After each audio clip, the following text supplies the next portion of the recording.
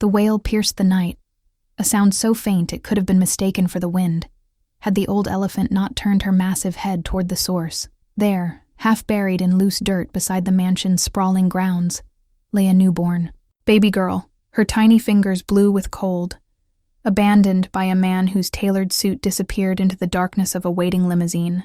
The elephant, retired from the nearby sanctuary, broke through her enclosure and lumbered toward the infant. With gentle precision, she used her trunk to clear away the dirt, creating a protective circle around the child. For hours, the magnificent creature stood guard, her enormous body blocking the harsh winds, her trunk occasionally caressing the baby's face with surprising tenderness. When dawn broke, a sanctuary worker followed the elephant's trail of broken fence and discovered the most unexpected sight of her life. What invisible thread connects the souls of the most vulnerable beings, binding them in moments of deepest need? If this story touched your heart, please like, subscribe to our channel, and share your own experiences with unexpected guardians in the comments below. Seraphina hadn't always been called Seraphina. For 15 years, she had been known only as the Gray Lady in a traveling circus that crossed the dusty plains of 3 continents. Her life was measured in performances, chains, and the occasional harsh crack of a bullhook against her sensitive skin. But that was before Maya Chen's sanctuary had purchased her freedom 5 years ago. At 27 tons and 63 years of age, Seraphina was the oldest resident at the Harmony Wildlife Sanctuary. The veterinarians had been amazed she'd survived the circus at all, with her damaged left ear and the arthritis that made damp mornings and exercise in stoic suffering. But despite her ailments, Seraphina possessed something the other 4 elephants at the sanctuary did not: an uncanny sensitivity to sounds of distress. The handlers had noticed it first with injured birds that fell into her enclosure. While other elephants might have ignored them, Seraphina would carefully approach, her massive feet stepping with improbable delicacy around the tiny creatures. Once, she had even used her trunk to gently deposit a fallen fledgling back into its nest. On this particular night, a storm front was moving in, bringing with it a sharp drop in temperature unusual for early spring. Seraphina had been restless since sunset, pacing the boundaries of her spacious enclosure, her trunk raised high, testing the air. The night keepers had noted her behavior in the log, but weren't particularly concerned. Elephants were known to sense weather changes before humans could detect them. But at precisely 2:17 a.m., Seraphina froze. Her enormous ears flared forward, catching a sound so faint that the sanctuary's audio monitoring system failed to register it. She trumpeted once, a short, urgent call that startled the nightbirds into flight. Then she moved with surprising speed toward the eastern fence, where her enclosure bordered the extensive grounds of the Blackwood estate. The fence was no ordinary barrier. Designed to be both secure and humane, it consisted of reinforced posts, sunk deep into concrete footings, with high-tension cables that could withstand several tons of pressure. It had contained Seraphina without incident for 5 years, until tonight. With a determination that belied her age, Seraphina placed her massive forehead against the main gate. She pushed, her powerful legs driving her immense weight forward. Metal groaned against metal.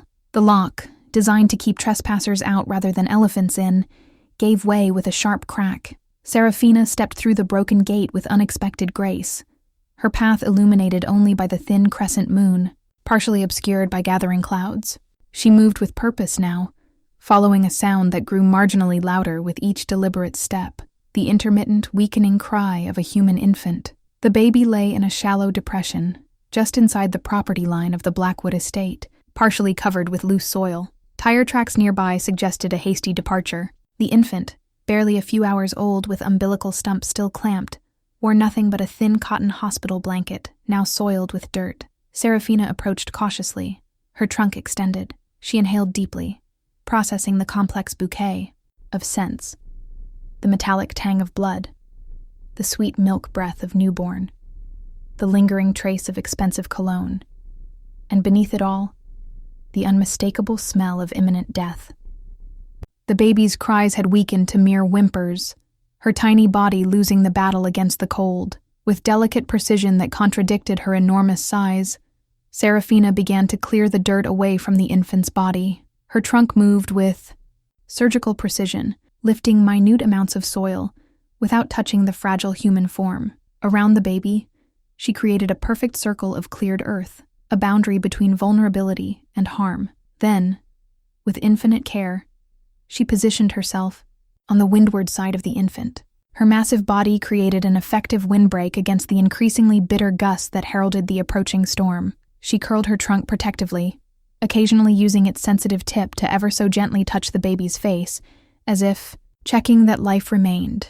Above them, storm clouds gathered, blotting out the stars. The temperature continued to drop, and Seraphina stood motionless, a mountain of wrinkled gray flesh between a discarded newborn and the indifferent elements that sought to claim her. The night deepened. A light rain began to fall, pattering against Seraphina's broad back, while the baby remained dry beneath her protective stance.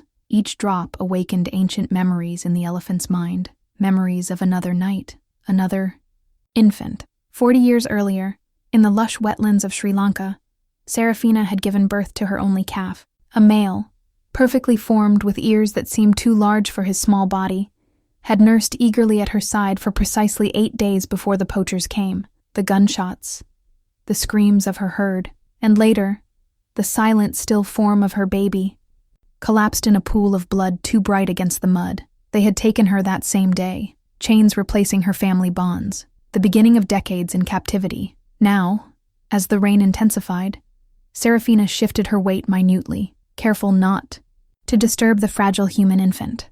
The baby's cries had stopped entirely, not a good sign. With exquisite gentleness, Seraphina lowered her trunk to the infant's face, feeling for breath.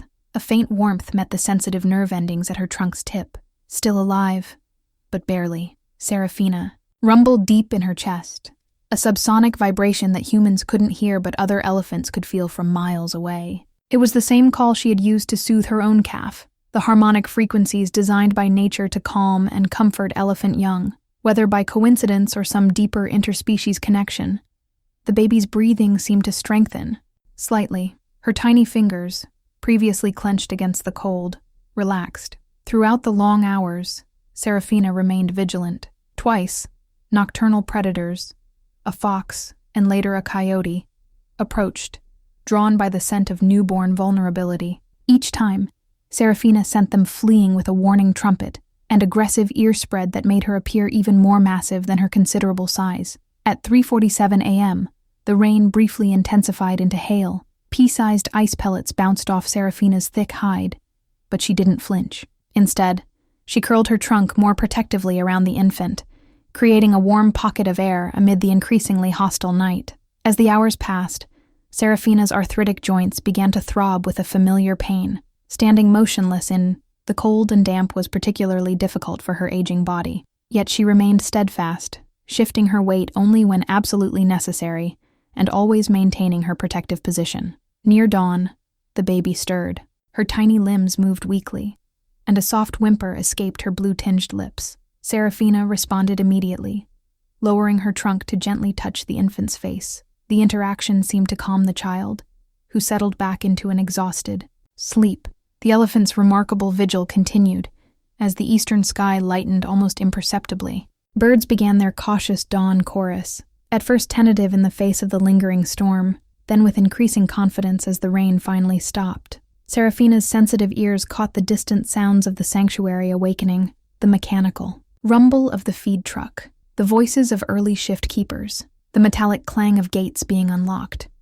Soon they would discover her absence. Soon they would come looking. She remained at her self-appointed post, even as her body cried out for movement, for the relief of her arthritis-plagued joints. The baby needed her, and Seraphina understood need in a way few creatures could. She had endured her own desperate needs being ignored for decades in captivity. She would not abandon another vulnerable being. The first direct sunlight crested the horizon, breaking through the dissipating clouds with unexpected brilliance.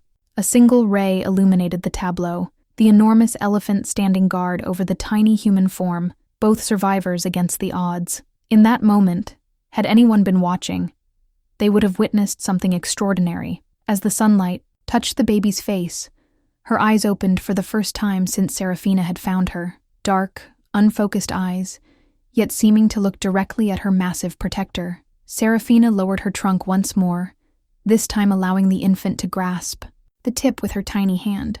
The elephant's sensitive nerve endings registered the infinitesimal pressure of those miniature fingers, so like and unlike the trunk grasp of her own lost calf. It was in this position, connected by touch, bound by something deeper than species, that Maya Chen would find them less than 30 minutes later. An ancient elephant and a newborn human, joined by the invisible thread that connects all who have known both great suffering and great love. Maya Chen's morning routine rarely varied. At precisely 5:30 a.m., her alarm would sound, a gentle recording of temple bells that increased in volume until she silenced them. By 5:45, she would be dressed in her khaki uniform, dark hair pulled into a practical ponytail, travel mug filled with strong black tea. At 6 she would arrive at Harmony Wildlife Sanctuary, usually the first keeper on site.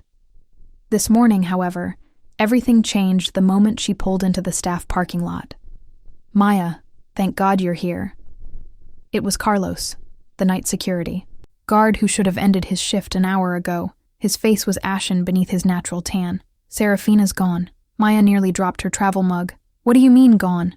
She's 27 tons and 63 years old. She didn't just vanish. The east gate to her enclosure is completely destroyed. I did my midnight check and everything was fine. Then at the 4 a.m. round, I found it busted open from the inside. I've been searching the grounds, but no sign of her." Maya's mind raced through possibilities, none of them good. An elephant, Seraphina's. Age with her arthritis, wandering in the chilly morning could quickly become a catastrophe, both for the animal and potentially for anyone who encountered her. Call Director Patel. "I'm going to check the east perimeter. That's where she broke. Out, that's where her trail will start." Maya was already jogging toward the utility vehicles. "And Carlos? Call the sheriff too, just in case." 5 minutes later, Maya was driving along the boundary that separated the sanctuary from the Blackwood estate. Maxwell Blackwood, tech billionaire, turned real estate mogul, had complained numerous times about the sanctuary's proximity to his property, filing noise complaints and threatening lawsuits over elephant trumpeting that disturbed his executive peace. The irony that Seraphina, the quietest of their elephants, might have wandered onto his immaculately landscaped grounds was not lost on Maya. She spotted the broken section of fence almost immediately. The heavy-duty gate had been completely dislodged from its concrete footings, an incredible feat of strength, even for an elephant of Seraphina's size. But what caught Maya's attention were the clear tracks leading away from the sanctuary. Massive, distinctive footprints pressed deep into the mud from last night's rain. Maya followed the tracks on foot, her heart pounding with each step. The prints led directly toward the Blackwood property line, marked by an ostentatious stone wall that had likely cost more than Maya would earn in a decade. "Seraphina?" she called, trying to keep her voice calm despite her rising panic. "Where are you, girl?" She rounded a slight bend in the wall and stopped dead in her tracks. There stood Seraphina, massive and gray in the early morning light, her body positioned at an odd angle, almost as if she were protecting something. The elephant's ears flicked at the sound of Maya's voice, but she didn't move from her spot. "Seraphina," Maya said softly, approaching with the caution her training demanded. "What are you doing out here, old girl? You've given us quite a scare." The elephant rumbled low in her throat, not a warning, but a greeting Maya recognized. As she drew closer, Seraphina shifted slightly, revealing what lay beneath her protective stance. Maya's hand flew to her mouth, stifling a scream. A baby, a human baby, tiny and still, lay on a patch of cleared earth. For one horrifying moment, Maya thought the infant was dead. Then she saw the almost imperceptible rise and fall of the child's chest. "Oh my God," she whispered, pulling out her phone. With shaking hands, she dialed emergency services, her eyes never leaving the surreal tableau before her. 911, what's your emergency?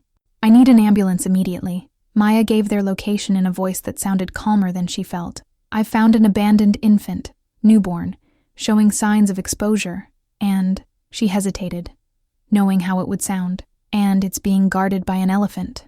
There was a pause on the line. "Ma'am, did you say an elephant? I'm at Harmony Wildlife Sanctuary. One of our elephants escaped overnight and apparently found this baby. I think she's been protecting it." While waiting for the ambulance, Maya faced a critical challenge: how to separate Seraphina from the infant she had appointed herself to protect. The elephant showed no signs of aggression toward Maya, but she also showed no inclination to move away from the baby. "Seraphina," Maya said gently, inching closer. "You did good, girl.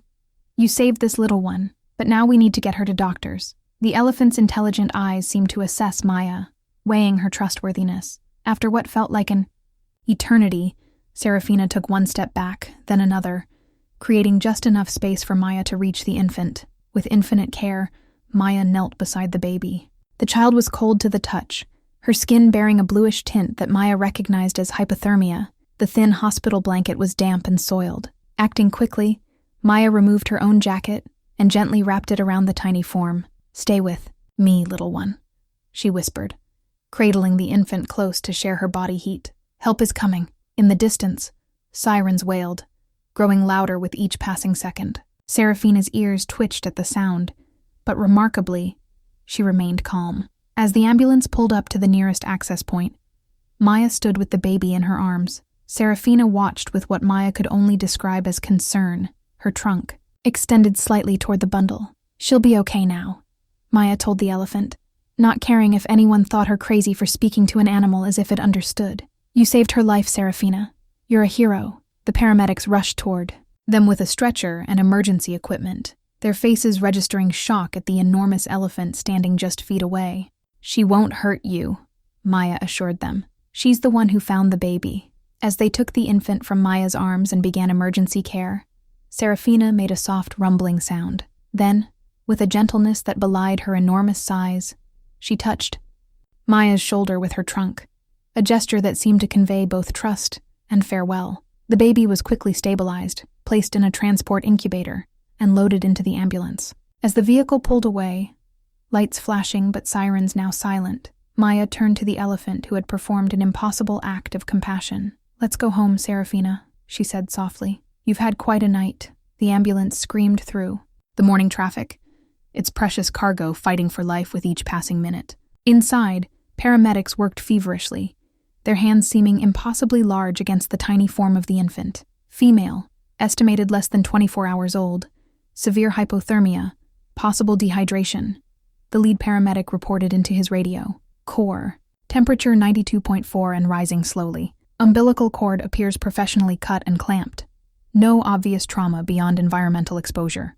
"Copy that," came the crisp response from Mercy General Hospital. "Dr. Johnson is standing by in the NICU." At the hospital, Dr. Layla Johnson paced the receiving bay. At 42, she was the hospital's most experienced neonatologist, with a reputation for saving the most vulnerable infants. Her close-cropped silver-streaked hair and wire-rimmed glasses gave her an appearance of severity that was immediately contradicted by the gentleness of her hands and voice. "What's our status?" she asked the charge nurse. "Ambulance is 2 minutes. Out. They've established peripheral IV access and have her on warmed oxygen. Temps up to 93.1. Dr. Johnson nodded. "Warming blankets ready?" "Yes, doctor. And the warming isolette is prepped."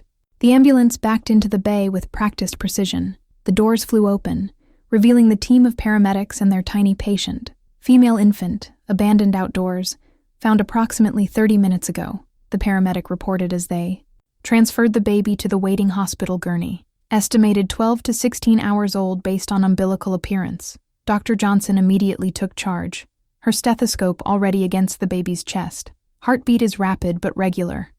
Let's get her to the NICU stat." As they rushed through the corridors, a police officer fell into step beside them. "Doctor, I'm Officer Rivera. I need to know the minute she's stable enough for evidence collection. This is now a criminal investigation." Dr. Johnson didn't break stride or look away from the infant. "You'll wait until I say she's ready. This child nearly died last night. Her medical needs come first." In the NICU, the team worked with choreographed efficiency. The baby was transferred to a warming isolette, her tiny body connected to monitors that beeped and flashed with vital signs. A nurse gently cleaned the dirt from her skin, while another established a second IV line, core temperature 94.6 and rising, a nurse reported, heart rate stabilizing. Dr. Johnson nodded, her eyes never leaving the monitors. "CBC, electrolytes, blood glucose, and cultures. Let's start antibiotics now. We don't know what she was exposed to out there." As the initial crisis response settled into methodical care, Dr. Johnson finally had a moment to really look at the infant. Despite the ordeal she had endured, the baby was beautiful, a dusting of dark hair, olive skin, and when briefly opened, eyes of deep brown. "You're a fighter, aren't you?" Dr. Johnson murmured. "A miracle baby." The door to the NICU opened, and Officer Rivera entered, accompanied by a woman in plain clothes who carried a camera and evidence collection kit. "This is Detective Olivia Santos," Officer Rivera said. "She's heading the investigation." Detective Santos was a compact woman with intelligent eyes and a no-nonsense demeanor. "How's she doing, doctor?" "Stabilizing. Her temperature is approaching normal, and her vital signs are improving by the minute. We're still running tests to check for infection or other complications." "The elephant," Detective Santos said, consulting her notes. "The sanctuary worker, Chen, says the elephant was protecting the baby?" Dr. Johnson raised an eyebrow. "That's what I was told. Apparently the elephant escaped its enclosure and stood guard over the infant all night during the storm. If that's true, it's the only reason this child is alive. We need to document any evidence on her body or the blanket she was found in," Detective Santos said. "You can photograph her in the blanket, but don't disturb her more than absolutely necessary," Dr. Johnson stipulated. "She's still in a fragile state." As the detective carefully documented the baby and her few possessions, Dr. Johnson supervised from the infant's side, one hand resting protectively near the tiny form. "No signs of physical trauma," Detective Santos noted. "The dirt on the blanket might give us soil composition that could help locate exactly where she was abandoned." A nurse entered the NICU, her expression concerned. "Doctor, there's media gathering in the parking lot. Someone leaked the story about the elephant rescue."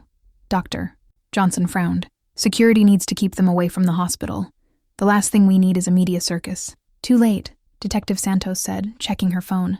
"It's already trending online. Elephant guardian angel saves abandoned baby. They're calling her a miracle child." Through all this, the infant remained remarkably calm, her vital signs continuing to improve with each passing hour. By early afternoon, she was taking small amounts of formula, her tiny hands curling reflexively around Dr. Johnson's finger. "She needs a name," the charge nurse said. "For the records, at least until social services steps in." Dr. Johnson gazed down at the infant. "The elephant that saved her. What's its name?" "Seraphina," Detective Santos supplied, looking up from her notes. "According to Ms. Chen, the elephant is called Seraphina."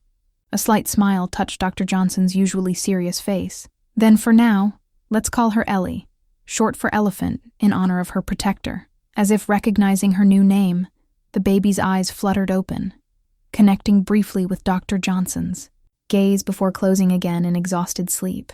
Later that evening, as Dr. Johnson was updating Ellie's chart, a social worker named Diane Winters arrived to begin the process of determining the baby's future. "Abandoned with no identification," Ms. Winters noted, reviewing the police report. "We'll need to place her in emergency foster care once she's medically cleared." Dr. Johnson felt an unexpected pang at the thought. "She'll need specialized follow-up care. Whoever takes her will need to be prepared for frequent medical visits." "I'll note that in her file," Ms. Winters replied, not looking up from her tablet. "We'll try to find a suitable placement." Something in the social worker's detached efficiency bothered Dr. Johnson.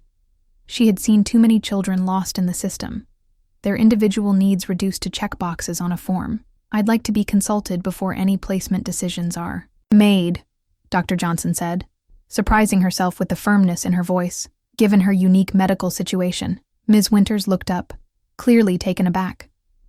"That's not standard protocol, doctor. Neither is being abandoned in dirt and saved by an elephant," Dr. Johnson replied. "This isn't a standard case." After the social worker left, Dr. Johnson remained by Ellie's isolette, watching the gentle rise and fall of her chest. Something about this tiny survivor had awakened long dormant feelings in the doctor, feelings she had carefully locked away years ago, after her own painful journey through the foster system. "You're going to be okay," she whispered to the sleeping infant. "I promise." Back at Harmony Wildlife Sanctuary, an unusual stillness had settled over Seraphina's enclosure. The elderly elephant stood motionless beside the water trough, her trunk hanging limply, her normally bright eyes dulled. She hadn't touched her morning hay or the special fruits that Maya had added as a treat. "She's not eating," Maya reported to Director Rajiv Patel as they observed the elephant from the keeper platform. "Not drinking either, as far as I can tell." Director Patel frowned, his normally cheerful face creased with concern. "How long has she been like this?" "Since we brought her back this morning. It's like..." Maya hesitated, aware of how it might sound. It's like she's worried about the baby, instead of the skepticism Maya expected. Patel nodded thoughtfully. Elephants form intense bonds with their young, and not just their own. In wild herds, aunties often help raise calves. They're also one of the few animals that appear to mourn their dead. So you think she's actually missing the infant she found? I think we shouldn't underestimate the emotional complexity of these animals, especially one as intelligent as Seraphina. He checked his watch. I've called in Dr. Winters to examine her. He should be here within the hour. Maya nodded, her eyes still on Seraphina. The media's going crazy with this story. Our phone's been ringing nonstop, and there are 3 news. Vans parked at the entrance. I've noticed, Patel said dryly. I've had calls from 2 national morning shows and a documentary filmmaker already. Plus Animal Planet wants to do a special. What are you telling them? To respect our privacy while we ensure Seraphina's well-being. He sighed heavily. Though the attention might actually be a blessing in disguise. Maya glanced at him questioningly. The sanctuary's finances, he explained. We were already operating at a deficit before the storm damage last month. Now, with the cost of repairing Seraphina's enclosure, he let the sentence trail off. How bad is it? Without a significant influx of funds, we might have to start looking for placements for some of our residents. His voice cracked slightly, including Seraphina. The thought of the elderly elephant being moved again after finally finding peace at the sanctuary sent a cold chill through Maya. There has to be another way. I'm open to suggestions, Patel said, attempting a smile that didn't reach his eyes. Their conversation was interrupted by the arrival of Dr. Gregory Winters, the sanctuary's consulting veterinarian, a tall man with salt and pepper beard and gentle hands that belied his imposing size. Dr. Winters had been caring for Seraphina since her arrival 5 years ago. Where's our hero? He asked, setting down his medical kit. Maya pointed to the motionless elephant. She hasn't moved from that spot in hours. Won't eat, won't drink. Dr. Winters observed Seraphina for several long moments before speaking. Classic signs of depression, which isn't uncommon in elephants. They're social creatures with deep emotional lives. He turned to Maya. Tell me again exactly what happened with the baby. Maya recounted the events of the morning, finding Seraphina standing guard over the abandoned infant, the elephant's reluctance to leave the baby, and the gentle trunk touch she'd given Maya before they'd returned to the sanctuary. Fascinating, Dr. Winters murmured. And you said the baby was taken to Mercy General? Maya nodded. Last I heard she was stable but still in the NICU. Let me examine Seraphina, then we can discuss options. The examination confirmed what they already suspected.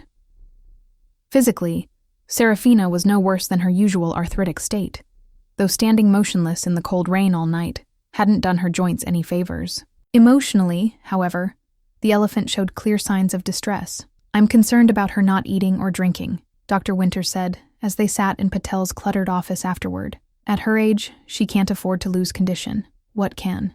We do, Maya asked. Short term. We can try some anti-inflammatory medication for her joints and mild anti-anxiety medication, but that's just treating symptoms. He hesitated. There is one rather unorthodox possibility. We're listening, Director, Patel said. In cases of elephant depression, particularly when it's related to separation from a calf, sometimes providing an object with the scent of the missing individual can help. Dr. Winters looked at Maya. Is there any chance of getting something with the baby's scent? A blanket, perhaps? You want to bring the baby's blanket to Seraphina? Maya asked, surprised. It might provide some comfort. Help her process the separation. I could call the hospital, Maya said slowly. The baby was wrapped in my jacket when the paramedics took her. Maybe they still have it. It's worth trying, Dr. Winters said. In the meantime, I'll leave medication to help manage her physical discomfort. After the veterinarian left, Maya remained in Patel's office, her thoughts racing. There's something else we could try, she said hesitantly. Patel looked up from the budget spreadsheet he'd been glumly reviewing. I'm open to any ideas at this point. What if we brought the baby here, just for a brief visit? He stared at her. You want to bring a newborn infant to visit an elephant? I know how it sounds, Maya admitted, but you've seen the connection Seraphina had with that baby. And Dr. Winters just suggested something with the baby's scent might help. Maya, we're talking about a human infant who was just rescued from a life-threatening situation. No hospital, no social services department, and certainly no court would allow it. What if the doctor in charge thought it might be beneficial for the baby too? Maya pressed. The story's all over the news. What if we frame it as, I don't know, therapeutic for both of them? Patel leaned back in his chair. considering. It would certainly generate positive publicity for the sanctuary, which we desperately need. He shook his head. But it's a long shot, Maya. A very long shot. I should at least try, Maya insisted. Seraphina saved that baby's life. Maybe now the baby can help save hers. As she left Patel's office, Maya passed the sanctuary's small security office. Through the open door, she could see Carlos reviewing footage from the previous night. Finding anything useful? She asked, pausing in the doorway. Maybe, he said, pointing to the screen. Look at this. From just before midnight, on the grainy night vision footage, a luxury car could be seen stopping, briefly at the service road that ran between the sanctuary and the Blackwood estate. The timestamp showed 11:47 p.m. Can you zoom in on the license plate? Maya asked, suddenly alert. Carlos shook his head. Too dark and the angle's wrong. But check out the car model. It's a Bentley Continental. Not exactly common around here. Maya felt a cold certainty settle in her stomach. Maxwell Blackwood drives a Bentley. That's what I was thinking, Carlos agreed. Should we tell the police? Maya nodded slowly. Make a copy of that footage. I'll call Detective Santos right away. As she walked toward Seraphina's enclosure, Maya felt a renewed determination. There were too many connections to be coincidental. The abandoned baby, the location near Blackwood's property, the luxury car. Something terrible had happened last night. And somehow, Seraphina had been the one to intervene. Don't worry, old girl, she murmured, watching the still motionless elephant. We're going to figure this out. All of it. Detective Olivia Santos had been with the department's Special Victims Unit for 8 years.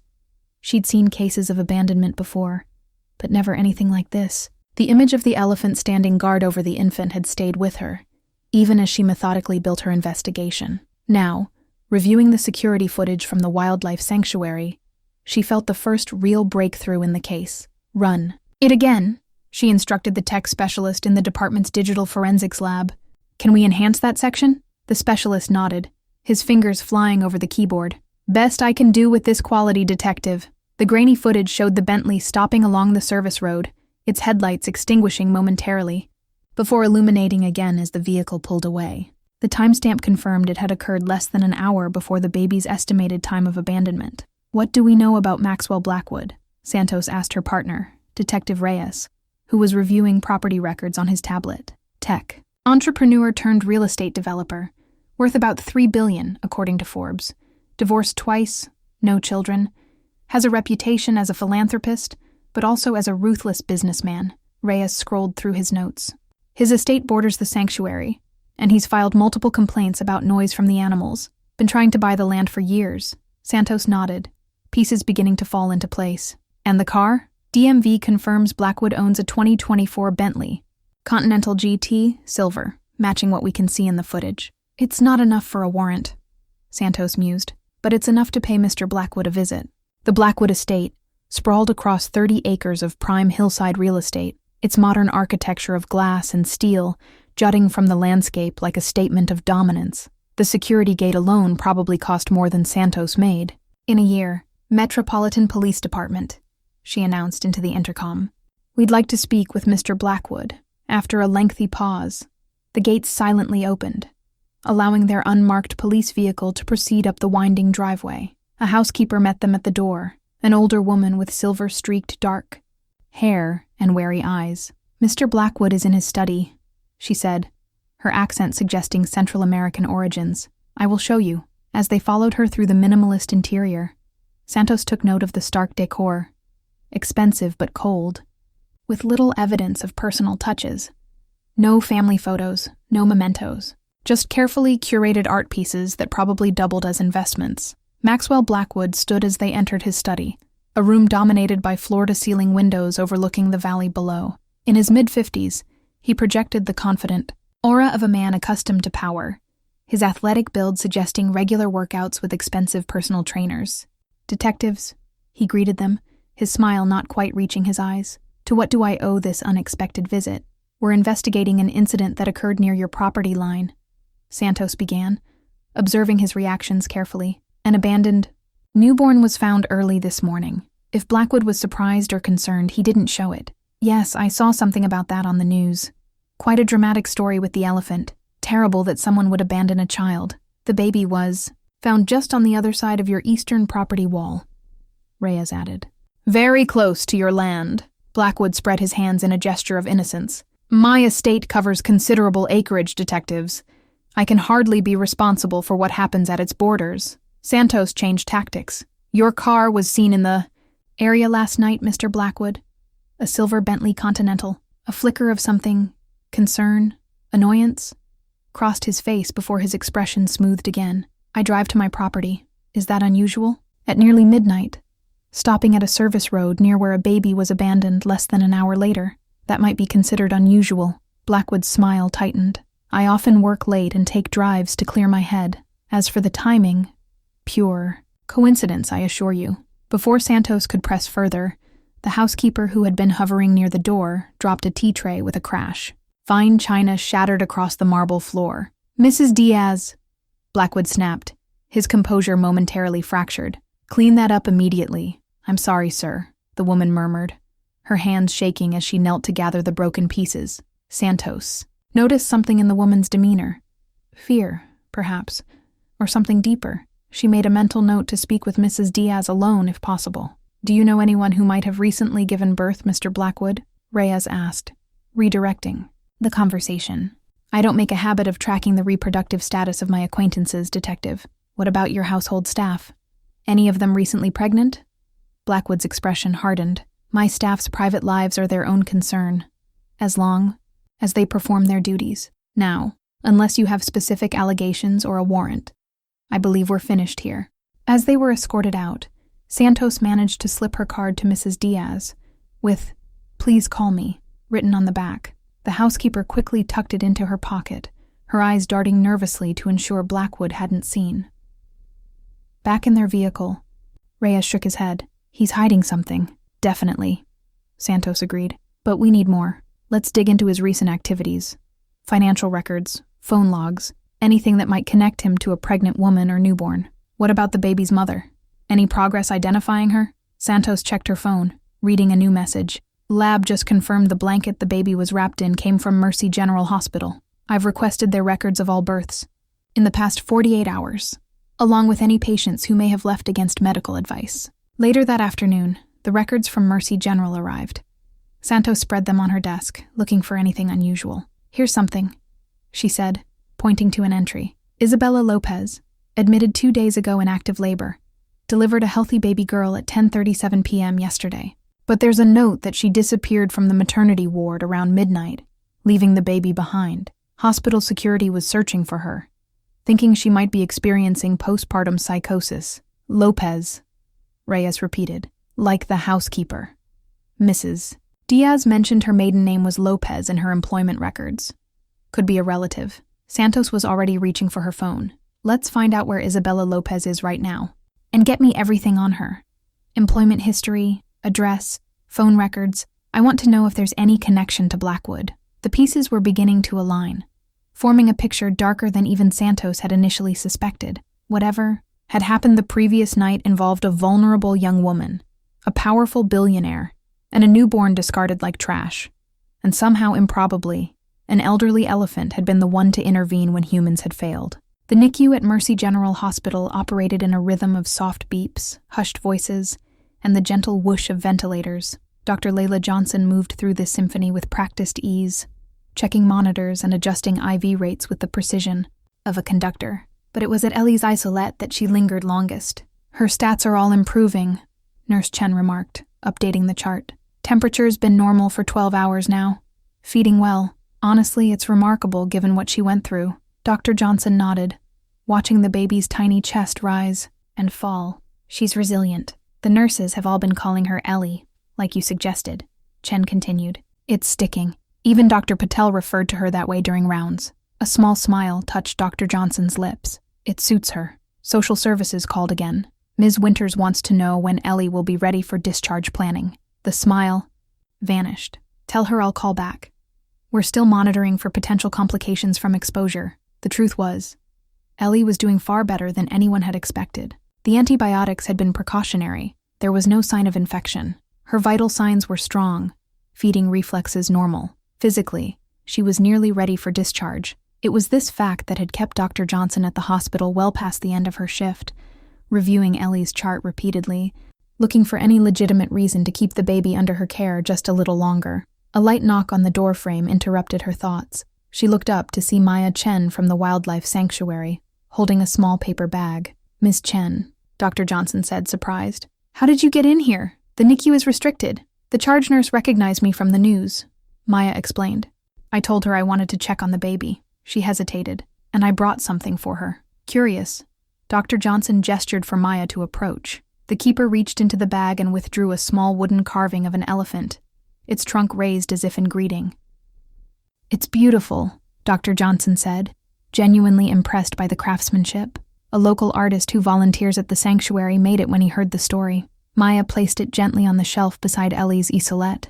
"I thought she should have something to remind her of Seraphina." Dr. Johnson studied the young woman's face, noting the dark circles under her eyes and the genuine concern in her expression. "How is the elephant doing?" Maya's face fell. "Not well. She stopped eating, won't move from the spot where we brought her back after finding the baby. Our vet says she's depressed." "Depressed? Over a human infant she found?" Dr. Johnson couldn't keep the skepticism from her voice. "Elephants are incredibly emotional creatures," Maya explained. "They form deep bonds, mourn their dead, adopt orphans from other herds. Seraphina had a calf once, before she was captured. We think maybe Ellie triggered something in her, some maternal instinct." Dr. Johnson glanced down at the sleeping infant. "You called her Ellie. That's what we've been calling her too." Maya smiled. "Short for elephant? Great minds think alike. How is the sanctuary handling all the media attention?" "It's been overwhelming." But Maya hesitated. "Actually, that's part of why I'm here. Our director had an idea." "It's unusual, but..." The door to the NICU swung open, and Ms. Winters from Social Services entered, her tablet already in hand. "Dr. Johnson, I need to speak with you about discharge planning for baby Doe. Her name is Ellie. Dr. Johnson and..." Maya said simultaneously. Ms. Winters raised an eyebrow. "Informally, perhaps. Legally, she remains baby Doe until formal adoption or naming by a guardian." She turned to Maya with a professional smile. "I'm sorry. This is a confidential discussion. Are you family?" "Ms. Chen is the woman who found Ellie," Dr. Johnson explained. "She works at the wildlife sanctuary." "Ah, with the elephant. Fascinating story." Ms. Winters' tone suggested it was anything but. "Still, I need to discuss placement options with Dr. Johnson privately." "Actually," Maya said quickly, "that's related to why I'm here. Our sanctuary director had a proposal that might benefit both Ellie and Seraphina, the elephant who saved her." Ms. Winters looked skeptical, but Dr. Johnson found herself intrigued. "What kind of proposal?" "A supervised visit, bringing Ellie to the sanctuary, just briefly, to see Seraphina. Our veterinarian thinks it might help the elephant process the separation, and the positive publicity could help the sanctuary raise funds we desperately need to stay open." "Absolutely not," Ms. Winters said firmly. "We cannot use a vulnerable infant as a publicity stunt or an animal therapy tool. It's completely inappropriate and potentially dangerous." Dr. Johnson, however, was considering the idea more carefully. "What safety precautions would be in place?" Maya looked relieved at the doctor's willingness to listen. "Complete separation by a safety barrier. Ellie would never be within trunk reach of Seraphina. We'd have our full veterinary team and security. Staff present. It would be a controlled, brief interaction. 15 minutes maximum." "It's out of the question," Ms. Winters insisted. "No court would approve such an unusual request." "Actually," Dr. Johnson said slowly, "as Ellie's primary physician, I could authorize a brief excursion for therapeutic purposes, properly supervised by medical staff, meaning myself." She met Maya's eyes. "I'd need to see the setup first, of course, and establish strict protocols." Ms. Winters stared at her in disbelief. "Dr. Johnson, with all due respect, this is highly irregular. The department would never..." "Ellie is a unique case," Dr. Johnson interrupted, "and I'm concerned about her long-term emotional development. There's growing research on the importance of early attachment and bonding experiences. This was stretching the truth, but not breaking it entirely. A brief, supervised visit might provide valuable data on interspecies bonding that could inform her care plan." The social worker looked unconvinced, but seemed to recognize she was facing a losing battle against the respected physician. "I'll need to consult with my supervisor and legal counsel, and document my objections." "Of course," Dr. Johnson said smoothly. "In the meantime, Ellie remains under medical care and observation. After Ms. Winters left, Maya turned to Dr. Johnson with grateful amazement. Thank you for considering it. I didn't expect— Don't thank me yet, Dr. Johnson cautioned. I need to see the sanctuary set up first, and I'm not risking Ellie's safety for anything. But— She looked down at the sleeping infant. There's something about this connection that deserves to be honored. Later that evening, after Maya had left with plans for Dr. Johnson to visit the sanctuary the following day, the doctor sat beside Ellie's esaulette, lost in thought. The wooden elephant carving caught the soft light from the monitors, casting a gentle shadow. You're a special one, aren't you? She murmured to the sleeping baby. Already building your own unique family. The word family caught in her throat unexpectedly. Dr. Johnson had deliberately avoided thoughts of family for years, the wounds from her own childhood in the foster system still tender, despite decades of professional success. Yet something about Ellie had breached those carefully constructed walls. She reached into the esaulette and gently stroked the baby's velvet cheek with one finger. Ellie turned toward the touch, her rosebud mouth making small sucking movements even in sleep. You deserve better than what happened to you, Dr. Johnson whispered, and I'm going to make sure you get it. In that moment, something shifted inside her, a decision forming before she even consciously acknowledged it. This child, this survivor found and protected by an unlikely guardian, would not become just another case file lost in the system, not if Layla Johnson had anything to say about it. By the third day after Ellie's discovery, the story had exploded across national media. What had begun as a local human interest piece had transformed into a viral sensation, capturing imaginations around the world. Elephant guardian angel. Retired circus elephant protects. Abandoned newborn through freezing. Night. Miracle baby saved by elephant. Divine intervention or animal instinct. Unlikely hero. How an elderly elephant became a baby's protector. Director Rajiv Patel stared at the television in his cluttered office, watching as yet another news anchor breathlessly recounted the tale, complete with dramatic reenactments and expert interviews with wildlife behaviorists. I never expected this level of attention, he admitted to Maya, who sat across from him sorting through the mountain of emails, calls, and interview requests that had flooded the sanctuary. It's overwhelming, but potentially helpful, Maya pointed out. Donations have increased 400% since yesterday. We've had 3 major animal welfare organizations reach out about grants, and that wildlife documentary series wants to feature us in their next season. Patel nodded, allowing himself a cautious hope. Any word from Dr. Johnson about her visit? Today, she confirmed she's coming at 2. I've already briefed the staff and set up the viewing area as we discussed. Maya hesitated. Do you think she'll actually agree to bring Ellie here? It's a long shot, Patel admitted, but worth trying, especially given Seraphina's condition. The elderly elephant's health had continued to deteriorate. Despite Dr. Winter's medications and the staff's attentive care, Seraphina refused food and barely drank water. She remained in the same spot, moving only when gently coaxed to shift positions to prevent pressure sores. She's grieving, Maya said softly. I know it sounds crazy, but I've never been more certain of anything. Patel's response was interrupted by a knock at the door. Carlos, the security guard, entered looking uncomfortable. Sir, there's a man at the gate insisting on speaking with you. Says he's an attorney representing Maxwell Blackwood. Maya and Patel exchanged alarmed glances. Did he say what this is regarding? Patel asked. Just that it's urgent and concerns recent events at the sanctuary, Carlos replied. He's very insistent. Patel sighed. Show him to the conference room. I'll be there shortly. After Carlos left, he turned to Maya. Better come with me. I want a witness for whatever this is about. The attorney was exactly what they expected. Expensive suit, immaculate grooming, and the confident demeanor of someone accustomed to intimidating others with legal jargon. He introduced himself as James Harrington of Harrington, Wise and Associates. Mr. Blackwood is concerned about the sanctuary's recent media statements, Harrington began without preamble. Specifically, any insinuation connecting him to the abandoned infant found on your property. We've made no such statements, Patel said carefully. Perhaps not directly, Harrington acknowledged. But your staff member, he consulted a note. Ms. Chen here has been cooperating with police and provided security footage that my client feels has been mischaracterized. Maya stiffened. The footage speaks for itself. Mr. Blackwood's car was seen near where the baby was found, at the relevant time, A coincidence Mr. Blackwood has already explained to the authorities. Harrington replied smoothly.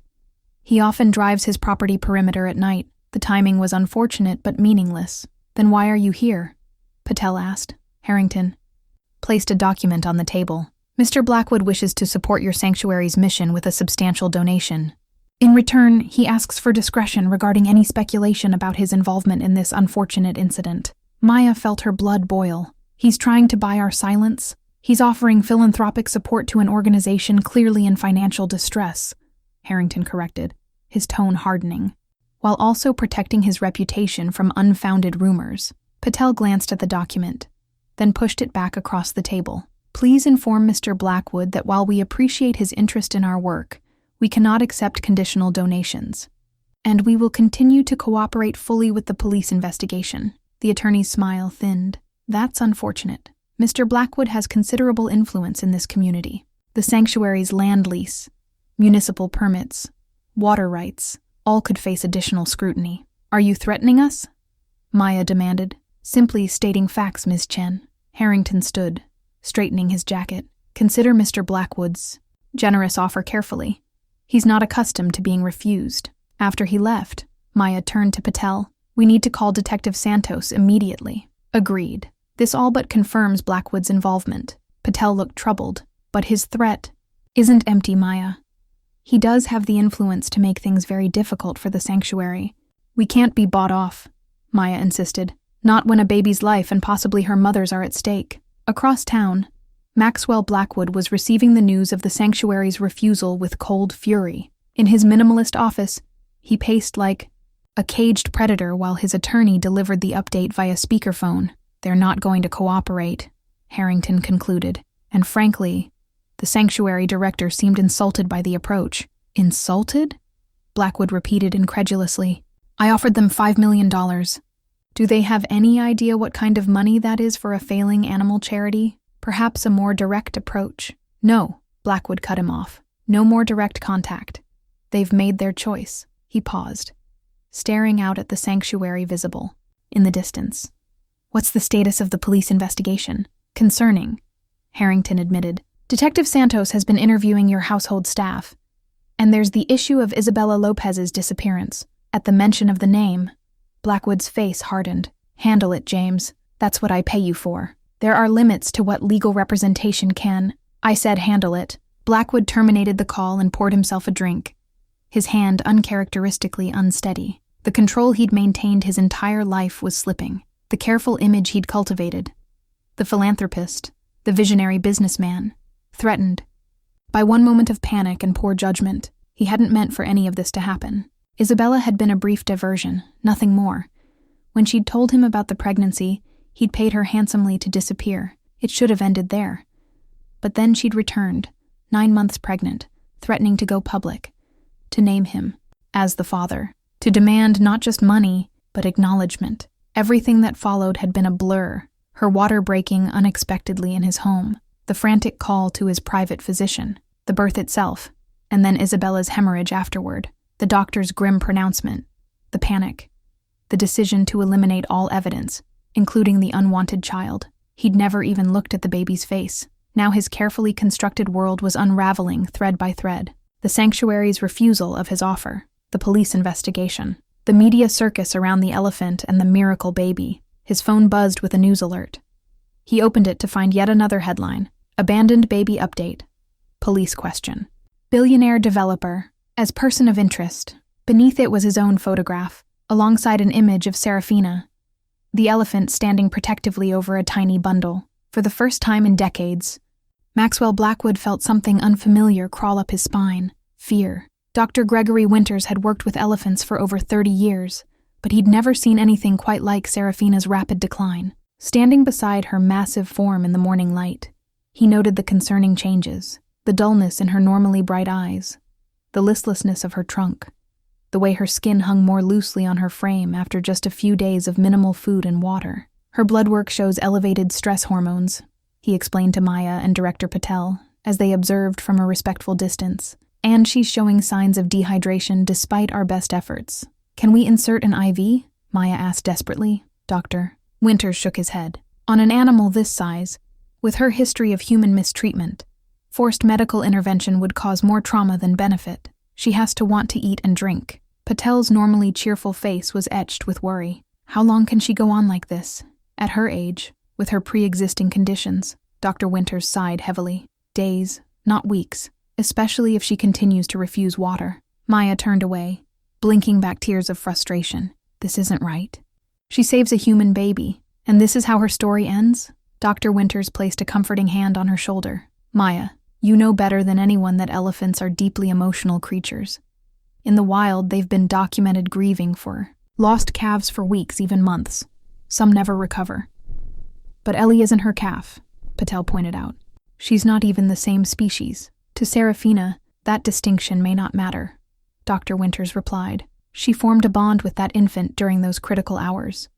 In her mind, she's lost another baby. Maya looked back at the elderly elephant, remembering the gentle way Seraphina had touched the infant with her trunk, the protective circle she had created around the vulnerable child. There had been something profound in that connection, something that transcended species. What about the visit we discussed with Dr. Johnson? She asked. Bringing Ellie here? It's a long shot, Dr. Winters admitted, and there are valid concerns about using a human infant in an experimental animal therapy scenario. But he hesitated, watching Seraphina's labored breathing. At this point, I don't see many alternatives. Dr. Johnson is scheduled to visit this afternoon, Patel said, to assess the feasibility and safety. Let's focus on making that happen, Dr. Winters decided. In the meantime, I'm going to try a different medication combination. And Maya, keep trying with the fruit and honey water. If anyone can get through to her, it's you. After the veterinarian left, Maya approached Seraphina carefully. The elephant acknowledged her presence with the barest flick of an ear, a shadow of her normally enthusiastic greeting. Hey, old girl, Maya said softly, placing her palm against the rough skin of Seraphina's trunk. I know you're hurting. I know you miss her. Seraphina exhaled a long, rumbling breath but made no other response. We're trying to bring her back to see you, Maya continued, her voice catching. But I need you to be strong enough for that visit. You need to eat something, okay? Just a little? She offered a ripe mango, normally Seraphina's favorite treat.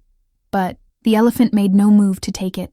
Maya felt a tear slide down her cheek as she set the fruit down nearby, hoping against hope that Seraphina might change her mind. As she walked back toward the main building, Maya heard her name called. Carlos was jogging toward her, looking agitated. What's wrong? She asked. You need to see this, he said, holding out his phone.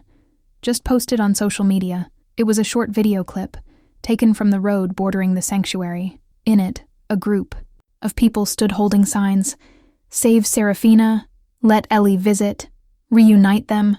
There are about 50 people gathered at the main entrance, Carlos explained. News vans, too. They're demanding we bring the baby back to see Seraphina. Maya stared at the screen in disbelief. How did they even know about? Someone leaked the idea online, Carlos said grimly. Probably after Dr. Johnson's visit to the NICU became public knowledge.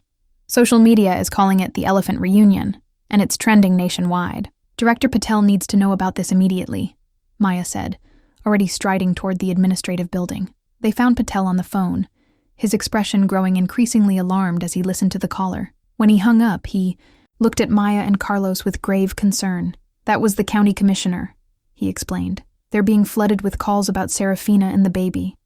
The situation is becoming a PR nightmare for the local government. What did they say? Maya asked. They're convening an emergency session to discuss the situation. Apparently, Ms. Winters from Social Services has filed a formal complaint, claiming we're exploiting the infant for publicity. Maya felt a surge of indignation. That's ridiculous. We're trying to save Seraphina's life, not exploit anyone. The commissioner suggested we prepare a statement clarifying our position, Patel continued, and warned me that animal rights activists are mobilizing for protests if Seraphina's condition worsens. Carlos held up his phone again. Sir, the crowd outside is growing. Security is concerned about maintaining access to the sanctuary for essential personnel. Patel rubbed his temples, the strain evident in his face. Call Dr. Johnson. See if she can come earlier than planned. We need to resolve this situation before it spirals further out of control. While Carlos made the call, Maya stepped to the window. In the distance, she could see Seraphina's enclosure, where the massive gray form remained motionless under the late morning sun. She saved that baby, Maya said quietly. Now everyone's fighting over them. and she's dying. Not if we can help it, Patel replied with sudden determination. Maya, prepare the viewing area exactly as we discussed. Make it as safe and controlled as possible. When Dr. Johnson arrives, I want her to see we've thought of everything. What about social services? The county commissioners? Let me worry about the bureaucracy, Patel said, reaching for his phone.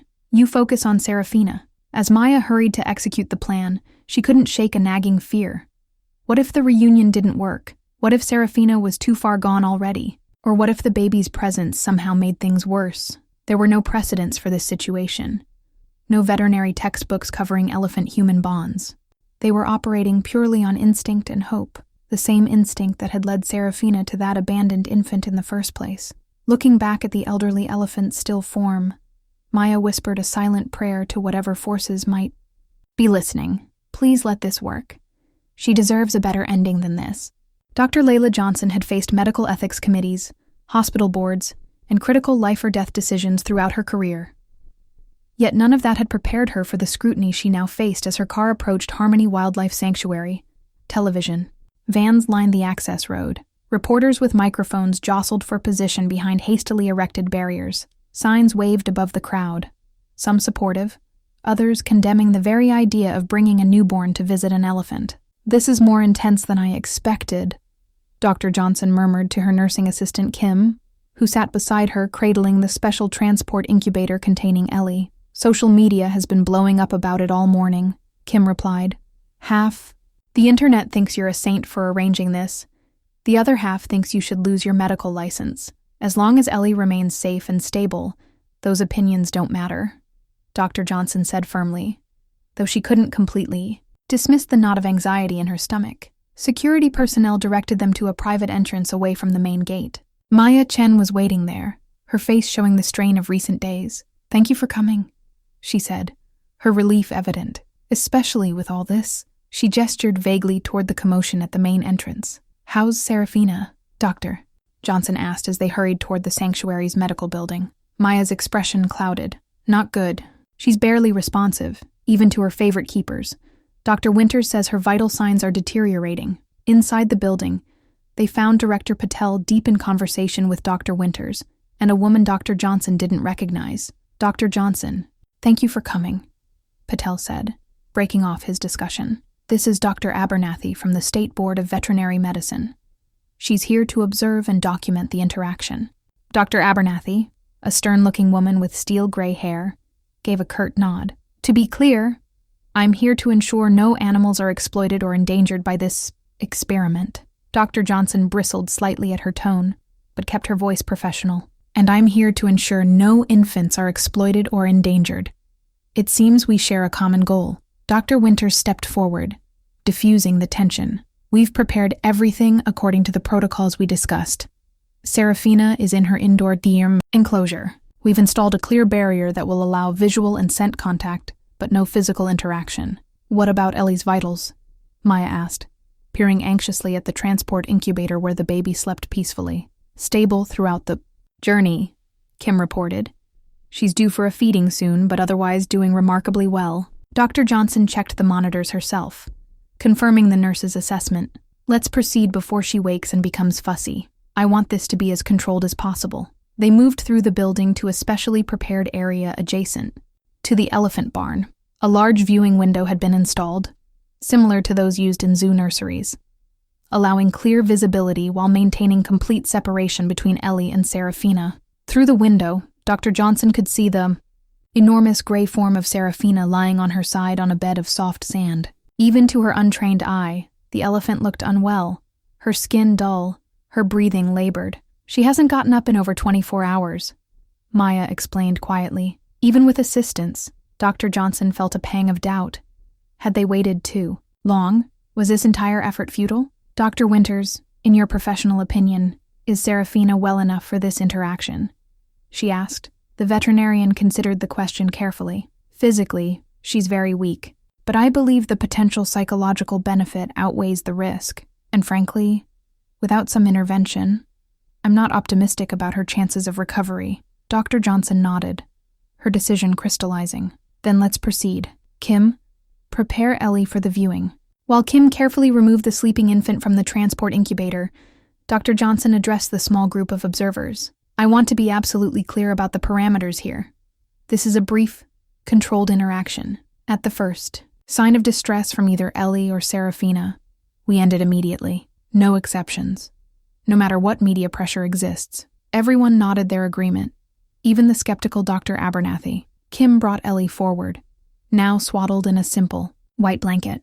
The baby had awakened and was blinking calmly, her dark eyes taking in the unfamiliar surroundings. Maya, can you alert Seraphina's keepers that we're ready? Dr. Johnson asked. Maya nodded and spoke quietly into her radio. Moments later, 2 keepers entered Seraphina's enclosure.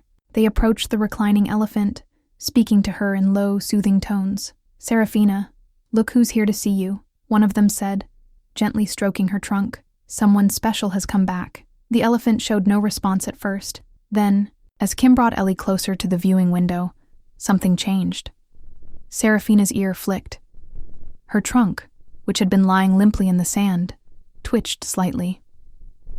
She senses something, Dr. Winters whispered. Elephants have an extraordinary sense of smell. Kim positioned Ellie at the window, supporting her so that she faced toward Seraphina. The baby waved her tiny arms, making soft cooing sounds. For a long, tense moment, nothing happened. Seraphina remained motionless, except for the steady rise and fall of her breathing. Then, with visible effort, she raised her massive head. A collective gasp went through the observation room. Seraphina's eyes, which had been dull and unfocused, now fixed directly on the window where Ellie was displayed. Her trunk lifted, reaching tentatively toward them. She recognizes her, Maya breathed, tears springing to her eyes. Dr. Johnson wasn't so easily convinced. She's responding to something, certainly. But let's not anthropomorphize. Her words cut off, as Seraphina made a low, rumbling sound, a vocalization so deep it seemed to vibrate through the floor beneath their feet. That's her calf call, Dr. Winters explained, his voice hushed with awe. It's a specific communication elephants use with their babies. I haven't heard her make that sound since she arrived at the sanctuary. Before their astonished eyes, Seraphina began to struggle to her feet. The keepers moved quickly to assist her, providing support as the elderly elephant laboriously rose, her joints clearly causing her pain, yet her gaze never left the window, where Ellie was displayed. Once standing, Seraphina moved slowly toward the barrier, her trunk extended. She stopped just short of the window, inhaling deeply, taking in the baby's scent through the small air vents designed for that purpose. Ellie, as if sensing the significance of the moment, had fallen silent, her dark eyes wide and focused on the enormous gray form before her. This is remarkable, Dr. Abernathy murmured, her skepticism visibly wavering. Seraphina made the rumbling call again, softer this time, almost like a purr. Her trunk gently touched the window, tracing the outline of where Ellie was positioned. In response, Ellie did something that caused even Dr. Johnson's scientific detachment to falter. She smiled, a real responsive smile, directed at the elephant. That's a true social smile, Kim whispered in astonishment. Not gas or a reflex. She's too young for that developmentally. Unless she recognizes Seraphina too, Maya suggested. They spent hours together that night. Dr. Johnson didn't offer an opinion, too moved by the scene unfolding before them to trust her voice. The connection between the tiny human infant and the ancient elephant was palpable, a bond that defied conventional explanation. After several minutes of this gentle interaction, Dr. Winters noted that Seraphina was showing signs of fatigue from standing. We should conclude soon, he advised. She's still very weak. Dr. Johnson nodded. Kim, let's prepare to withdraw.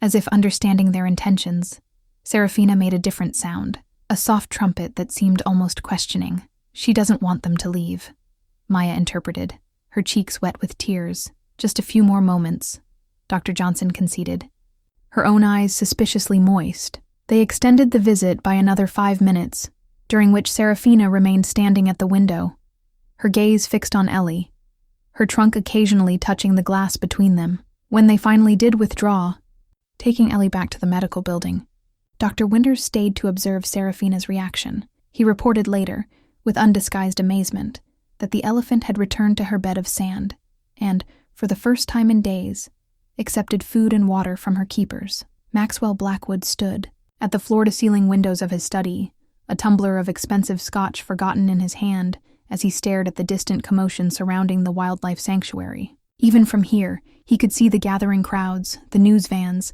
the police maintaining order. All for an elephant and a baby he had discarded like trash. The thought sent a shudder through him. How had everything spun so wildly out of control? His phone buzzed again. The 5th call from his attorney in the past hour. He ignored it, just as he had ignored the others. Legal maneuvers wouldn't save him now. The noose was tightening with each passing hour. The police had returned that morning with a search warrant for his property. They had taken soil samples from the area where the baby had been found, his Bentley for forensic examination, and his phone records for the past 6 months. Detective Santos had watched him with knowing eyes as her team methodically collected evidence. Maxwell took a long swallow of scotch, welcoming the burn. Behind him, the television droned on with continuous coverage of what the media had dubbed the Elephant Guardian Miracle. Images of Seraphina flashed across the screen, interspersed with hospital footage of the baby, carefully anonymized due to privacy laws, but still shown wrapped in blankets, tiny and vulnerable. A baby he had ordered buried in the dirt. The memory rose unbidden, Isabella's pleading eyes as she hemorrhaged on his imported Italian marble floors, the doctor's grim pronouncement, the panic that had followed. He had acted on instinct, ordering all evidence removed, including the squalling newborn he couldn't bear to look at. His driver, Luis, had been the one to handle the disposal. No witnesses, Maxwell had instructed. Make it disappear. Now Luis was in custody, reportedly cooperating with police in exchange for leniency. It was only a matter of time before they came for Maxwell himself. A soft knock at the study door interrupted his dark thoughts. Mrs. Diaz, his housekeeper, entered bearing a tray with coffee and sandwiches. "You haven't eaten, Mr. Blackwood," she said, her voice carefully neutral. Maxwell studied her face, the woman who had worked in his home for 15 years, who had known Isabella Lopez, who had called the ambulance when Maxwell was away, and Isabella collapsed from pregnancy complications in the staff quarters. "Mrs. Diaz," he said slowly, "did you know about Isabella and me?" The housekeeper set down the tray, her movements precise and controlled. "Isabella was my niece, sir. She told me everything." The simple statement hit Maxwell like a physical blow. "Why didn't you say anything? After what happened?" Mrs. Diaz met his gaze directly for perhaps the first time in 15 years of service. "I was afraid. For my job. For my family back home who depend on what I send them." Her voice hardened. "But mostly I was afraid for the baby." "Your baby. The words died in his throat. "Isabella told me the child was yours, that you had paid her to disappear when she told you about the pregnancy, but she couldn't go through with it. She wanted the baby to have your name, your acknowledgement." Maxwell sank into his desk chair, the weight of her words crushing the air from his lungs. "I didn't know. I never looked at the child. I just wanted the situation handled." "The situation," Mrs. Diaz repeated, her tone bitter. "A human life. Your daughter." "Daughter?" The word felt foreign on his tongue. "Yes, Mr. Blackwood. You have a daughter. The one you ordered buried in the dirt. The one an elephant showed more humanity toward than her own father." The brutal truth of her statement struck him with devastating force. For the first time since childhood, Maxwell Blackwood felt tears burn behind his eyes. "What have I done?" he whispered. Mrs. Diaz showed no sympathy. "The question is, what will you do now? The police know about Isabella. They found her body where your doctor buried her on your property. They know about the baby, your daughter. They know everything. There's nothing I can do," Maxwell said, despair washing over him. "It's too late. It's too late for Isabella." Mrs. Diaz agreed, her voice breaking slightly. "My poor niece is gone. But the baby, she survived. Despite what you did, she survived." Maxwell stared at the television, where footage now showed the crowds outside. The sanctuary holding signs demanding the reunion of Ellie and Seraphina. "Ellie," he murmured. "They're calling her Ellie, after the elephant that saved her life." Mrs. Diaz confirmed. "The life you tried to throw away." Something shifted inside Maxwell's chest, a crack in the armor of selfishness and calculation he had built over decades. For the first time, he forced himself to truly see what he had done, not just the attempted disposal of an inconvenient problem, but the abandonment of his own flesh and blood. His daughter. "I need to make this right," he said. the words surprising. Him as much as they clearly surprised Mrs. Diaz. "How can you possibly make this right?" she asked, skepticism evident in her voice. Maxwell had no answer. The magnitude of his crime seemed beyond redemption. Yet something compelled him to try. Perhaps the last shred of humanity left in him, or perhaps simply the instinct for self-preservation. He reached for his phone, finally returning his attorney's call. "James, I need you to come over immediately," he said when the lawyer answered. "No, don't bring the criminal defense team. Just you. There's been a change of plans." After ending the call, he turned to Mrs. Diaz, who was watching him warily. "I want you to tell me everything about Isabella," he said. Everything I should have asked months ago.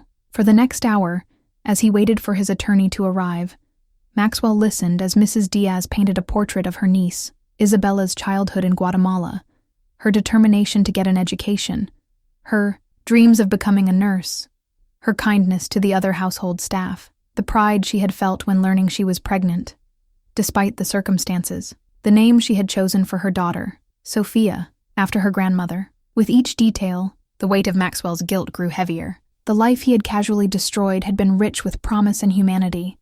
Everything his own existence, for all its wealth and power, had lacked. When James Harrington finally arrived, he found Maxwell Blackwood a changed man, haunted, haggard, but with a strange new resolve in his eyes. "The police are preparing to make an arrest," Harrington reported without preamble. "We need to implement our defense strategy immediately." "There will be no defense strategy," Maxwell replied calmly. "I'm going to confess." Harrington stared at him in disbelief. "Have you lost your mind? With your resources, we can fight this for years. Create reasonable doubt.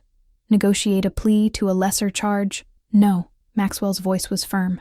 "I'm responsible for Isabella Lopez's death and for the attempted murder of her infant." "My infant. I'm going to take responsibility for what I've done." "Maxwell, think about what you're saying.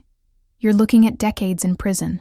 The loss of everything you've built." "What I've built," Maxwell echoed hollowly. "A fortune built on exploiting others. A life empty of anything meaningful." He gestured toward the window, toward the sanctuary where an elephant had shown more compassion than he ever had.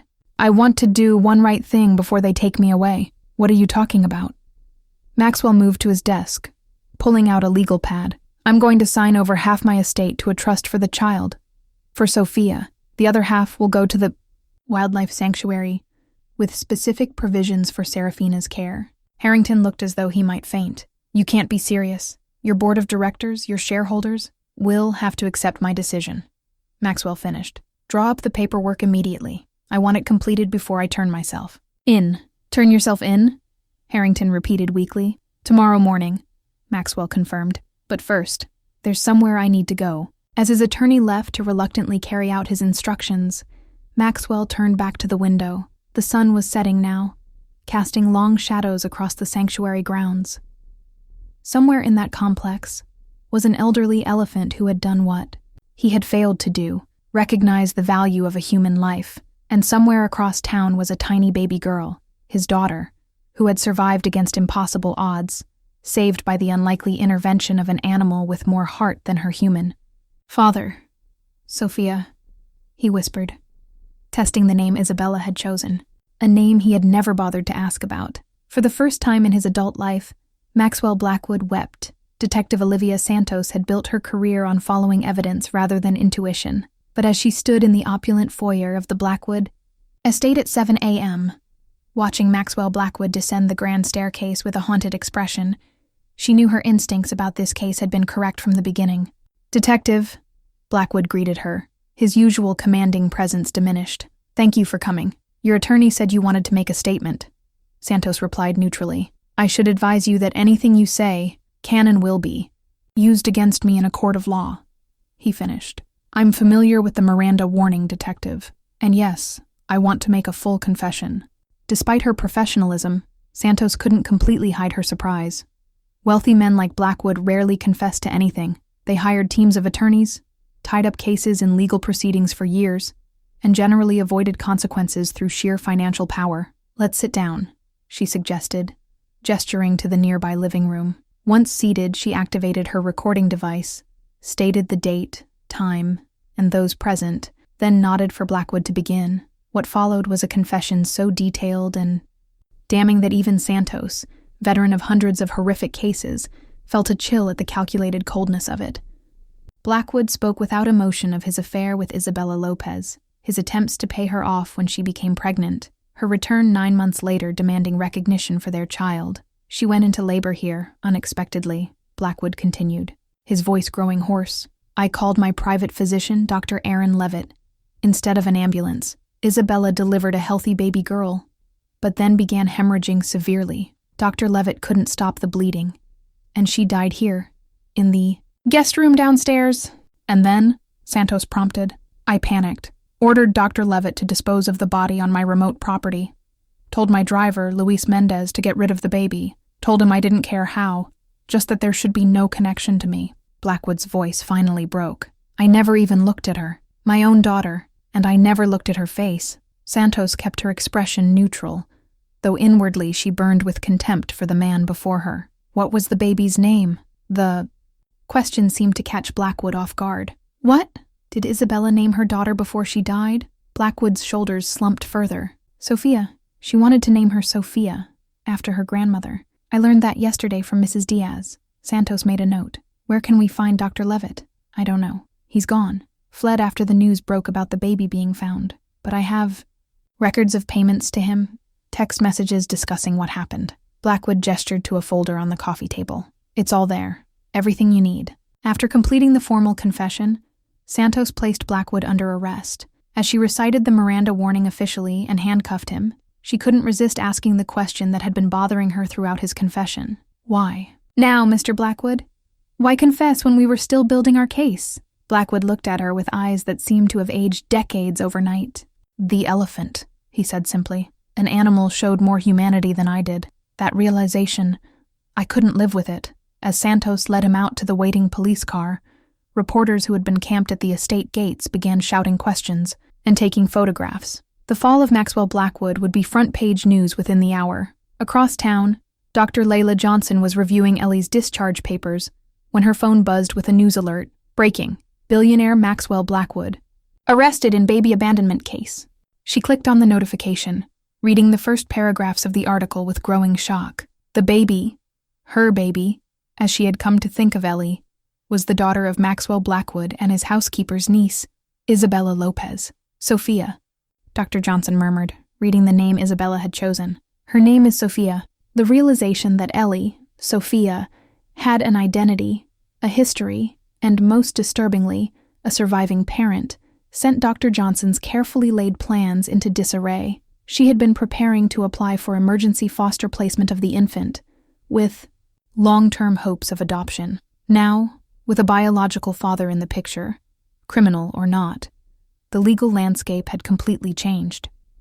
Her thoughts were interrupted by Ms. Winters from Social Services, who entered the hospital room with an unusually solemn expression.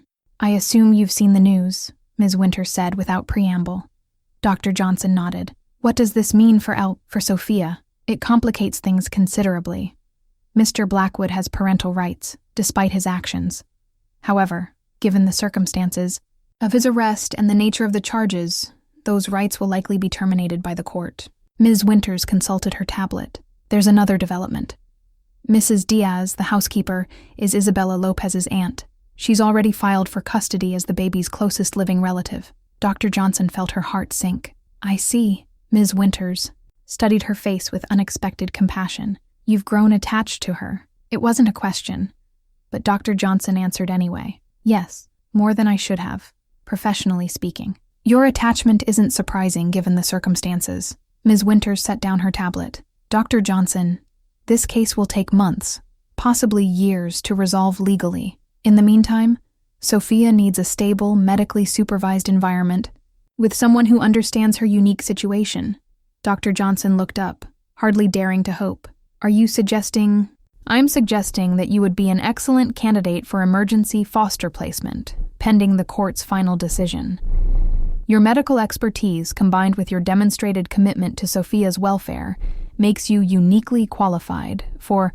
A moment, Dr. Johnson couldn't speak past the emotion tightening her throat. What about Mrs. Diaz? She would have visitation rights as the maternal great aunt, and given her work schedule and housing situation, she might be open to a cooperative. Arrangement rather than an adversarial custody battle. Ms. Winters picked up her tablet again. Would you be interested in exploring this possibility? Yes, Dr. Johnson said immediately. Absolutely yes. I'll begin the paperwork this afternoon, Ms. Winters promised. In the meantime, Sophia is cleared for discharge. Where will you take her? Dr. Johnson considered the question. Her apartment, while comfortable for a single professional, wasn't really set up for an infant. She'd need to purchase essential supplies, rearrange her work, prepare a nursery. I think, she said slowly, forming the plan as she spoke, we might make one stop on the way home. Ms. Winters raised an eyebrow. The sanctuary? Seraphina has been improving since their reunion yesterday, but Dr. Winters, the veterinarian, not you, she clarified with a small smile, suggested regular visits might benefit both of them. And I think Sophia should know the full story of her rescue as she grows up.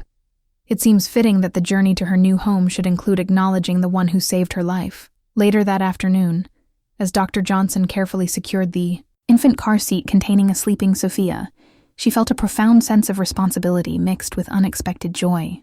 The road ahead would undoubtedly be complicated.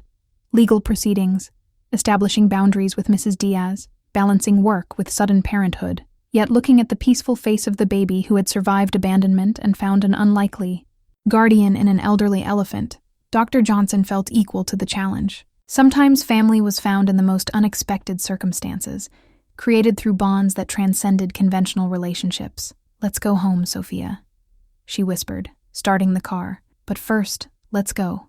Thank your guardian angel, the state. V. Maxwell Blackwood dominated news cycles for months. Not since the O.J. Simpson trial had a criminal case so captivated public attention. The combination of wealth, power, infant abandonment, and the remarkable elephant rescue created an irresistible narrative that transcended ordinary crime reporting. On the trial's opening day, the courthouse was surrounded by media and spectators. Some held signs demanding justice for Isabella and Sophia, while others gathered in elephant-themed attire in tribute to Seraphina. Inside the packed courtroom, Maya Chen sat rigidly in the front row of the gallery, awaiting her turn to testify. Despite having prepared extensively with the prosecution team, she felt her heart racing as Maxwell Blackwood was led in, wearing an expensive suit that couldn't disguise the prison pallor he'd developed during pretrial detention. District Attorney Eleanor Washington's opening statement was powerful in its simplicity. This case is about the value of human life, the life of Isabella Lopez, a young woman whose only crime was carrying the defendant's child, the life of baby Sophia, discarded like trash by her own father, and the remarkable intervention of an elderly elephant who showed more compassion than the billionaire who sired this innocent child. The defense, having failed to negotiate a plea deal due to Blackwood's insistence on pleading guilty, focused their strategy on mitigating factors for sentencing rather than challenging the charges themselves. When Maya's turn to testify finally came, she approached the witness stand with determination. The prosecutor guided her through her account of finding Seraphina standing guard over the abandoned infant. Can you describe the condition of the baby when you found her? D.A. Washington asked. Maya swallowed hard, the memory still vivid. She was partially buried in loose dirt, wrapped in a thin hospital blanket that was damp and soiled. Her skin had a bluish tint from cold. If Seraphina hadn't found her and kept her warm through the night, she would have died from exposure. And the elephant, Seraphina, how was she positioned in relation to the infant? She was standing directly over her, creating a protective barrier. She had cleared the dirt away from the baby's face and body. Her posture was defensive, the way mother elephants position themselves to protect calves from predators. The defense, attorney James Harrington, cross-examined Maya with careful respect, aware of how sympathetic a witness she appeared to the jury. Ms. Chen, in your years of experience with elephants, have you ever witnessed similar protective behavior toward other species? Yes, but usually with smaller animals like birds or small mammals, never with a human infant. So this behavior was unprecedented in your professional experience. Completely, Maya confirmed, but not inexplicable. Seraphina had lost her own calf before being captured, and elephants are known for their empathy and emotional intelligence. Harrington nodded. No further questions. Throughout the first week of testimony, the prosecution built a methodical case. Forensic evidence confirmed Sophia's DNA matched both Blackwood and Isabella Lopez. Soil samples from the baby's blanket matched the location where Seraphina had found her. The Bentley's GPS history showed it stopping precisely where and when the security footage had captured it. Luis Mendez, Blackwood's driver, testified under immunity about receiving the infant from Dr. Levitt and being ordered to make it disappear. His voice broke as he described driving to the remote location, digging a shallow hole, and placing the baby inside. He claimed he'd left the blanket partially covering her face to make it quicker, and hadn't fully buried her because he couldn't go through with it completely. I've never forgiven myself, Mendez concluded, unable to look at anyone in the courtroom. Not a day goes by that I don't thank God for that elephant. Dr. Winters, the sanctuary veterinarian, provided expert testimony about Seraphina's behavior. What we witnessed was extraordinary, but consistent with what we know about elephant cognition and empathy. Elephants recognize distress in other species and sometimes intervene. They're one of the few animals that appear to have an altruistic instinct that extends beyond their own kind. On the 8th day of the trial, Dr. Layla Johnson took the stand, Sophia's temporary guardian and medical expert. She testified clinically about the infant's condition upon arrival at the hospital, the treatment provided, and the remarkable reunion with Seraphina that had helped both baby and elephant recover. In your professional opinion, Dr. Johnson, D.A. Washington asked, how long would the infant have survived if the elephant hadn't protected her through the night? Given the temperatures that night, the rain, and her exposed condition, she likely would have died from hypothermia within 2 to 3 hours of abandonment. The most dramatic moment of the trial came when Maxwell Blackwood himself took the stand, against his attorney's advice.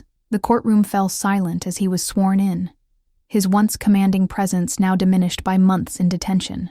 Mr. Blackwood, his attorney began, could you explain to the court your state of mind on the night of Isabella Lopez's death? Blackwood looked directly at the jury for the first time. I could offer explanations about panic or poor judgment, but the truth is simpler and worse. I didn't care. I've spent my life treating people as commodities, things to be used and discarded. Isabella was inconvenient. The baby was a threat to my reputation, my carefully constructed image, so I disposed of them both. His brutal honesty sent murmurs through the courtroom. The judge called for order. When did your perspective change? His attorney asked. When I saw the news about Seraphina, Blackwood replied, his voice dropping. An elderly, abused elephant broke free to save my child. A child I'd ordered buried alive. That animal recognized the value of a life I had thrown away. My own flesh and blood. For the first time, he seemed genuinely affected. I have no excuses, no justifications. I'm guilty of everything the prosecution claims and more. During cross-examination, D.A. Washington was merciless. Your remorse, Mr. Blackwood. Is it for your actions or for being caught? Both, he admitted. I'd like to claim some moral awakening. But the truth is, I might never have come forward if the elephant hadn't found Sophia. My remorse began with being exposed, yes. But seeing that creature's compassion, it forced me to recognize the monster I'd become. And what do you believe should happen to you now? Blackwood met her gaze steadily. Justice. For Isabella. For Sophia. I can't undo what I've done, but I've amended my will to provide for my daughter and to ensure the sanctuary that houses Seraphina will be financially secure in perpetuity. So you're trying to buy forgiveness? Washington pressed. No, Blackwood replied. I know some things can't be purchased. I'm simply trying, far too late, to take responsibility. The jury deliberated for less than 4 hours before returning with unanimous guilty verdicts on all counts.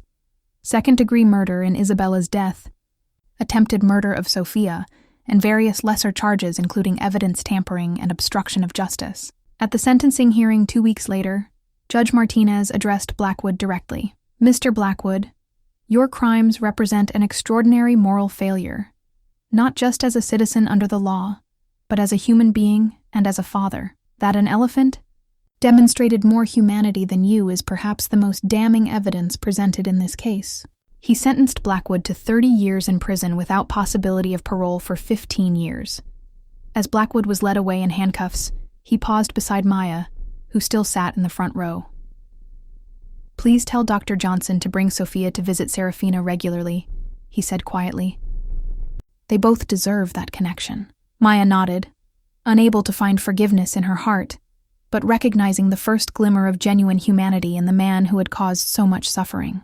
The media frenzy surrounding the trial had brought unprecedented attention to Harmony Wildlife Sanctuary. For weeks, visitors had lined up daily, hoping to catch a glimpse of Seraphina, the hero elephant, whose story had captured hearts worldwide. Donation boxes overflowed.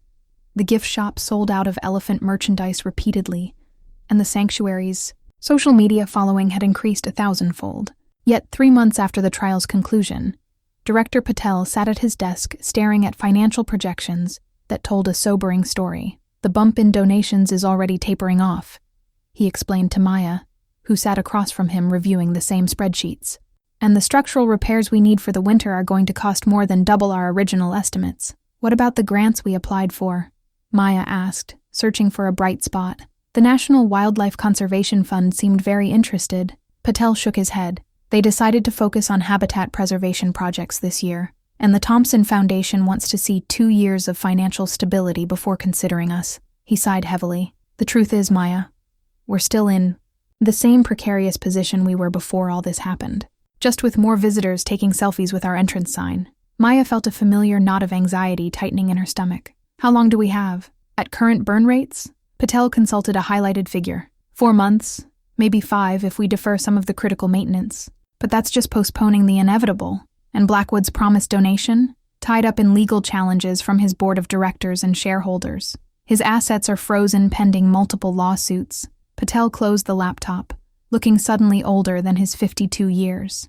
We need to start making contingency plans for the animals. The phrase hit Maya like a physical blow. Contingency plans was a euphemism for finding new placements for the sanctuary's residents, a nearly impossible task for elderly special needs animals like Seraphina. There has to be another way, she insisted. Seraphina is thriving now. The regular visits from Dr. Johnson and Sophia have completely transformed her. We can't just ship her off to another facility. The stress alone could kill her at her age. I don't like it any more than you do, Patel said gently. But we have a responsibility to all 27 animals in our care. We need to be realistic. Maya stood abruptly, unable to sit still with the weight of potential failure pressing down on her. I'm going to check on Seraphina. Dr. Johnson is bringing Sophia for their weekly visit this afternoon.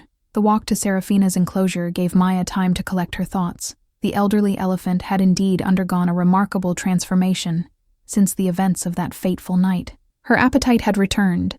She was more active and engaged with her keepers, and the special bond she shared with baby Sophia had only strengthened through their regular visits. Dr. Johnson had been meticulous about maintaining the relationship, bringing Sophia to the sanctuary every Wednesday afternoon without fail. The visits followed a careful protocol. Sophia always remained behind the safety barrier, but Seraphina could see her, smell her, and communicate in her rumbling elephant language that seemed reserved exclusively for the infant.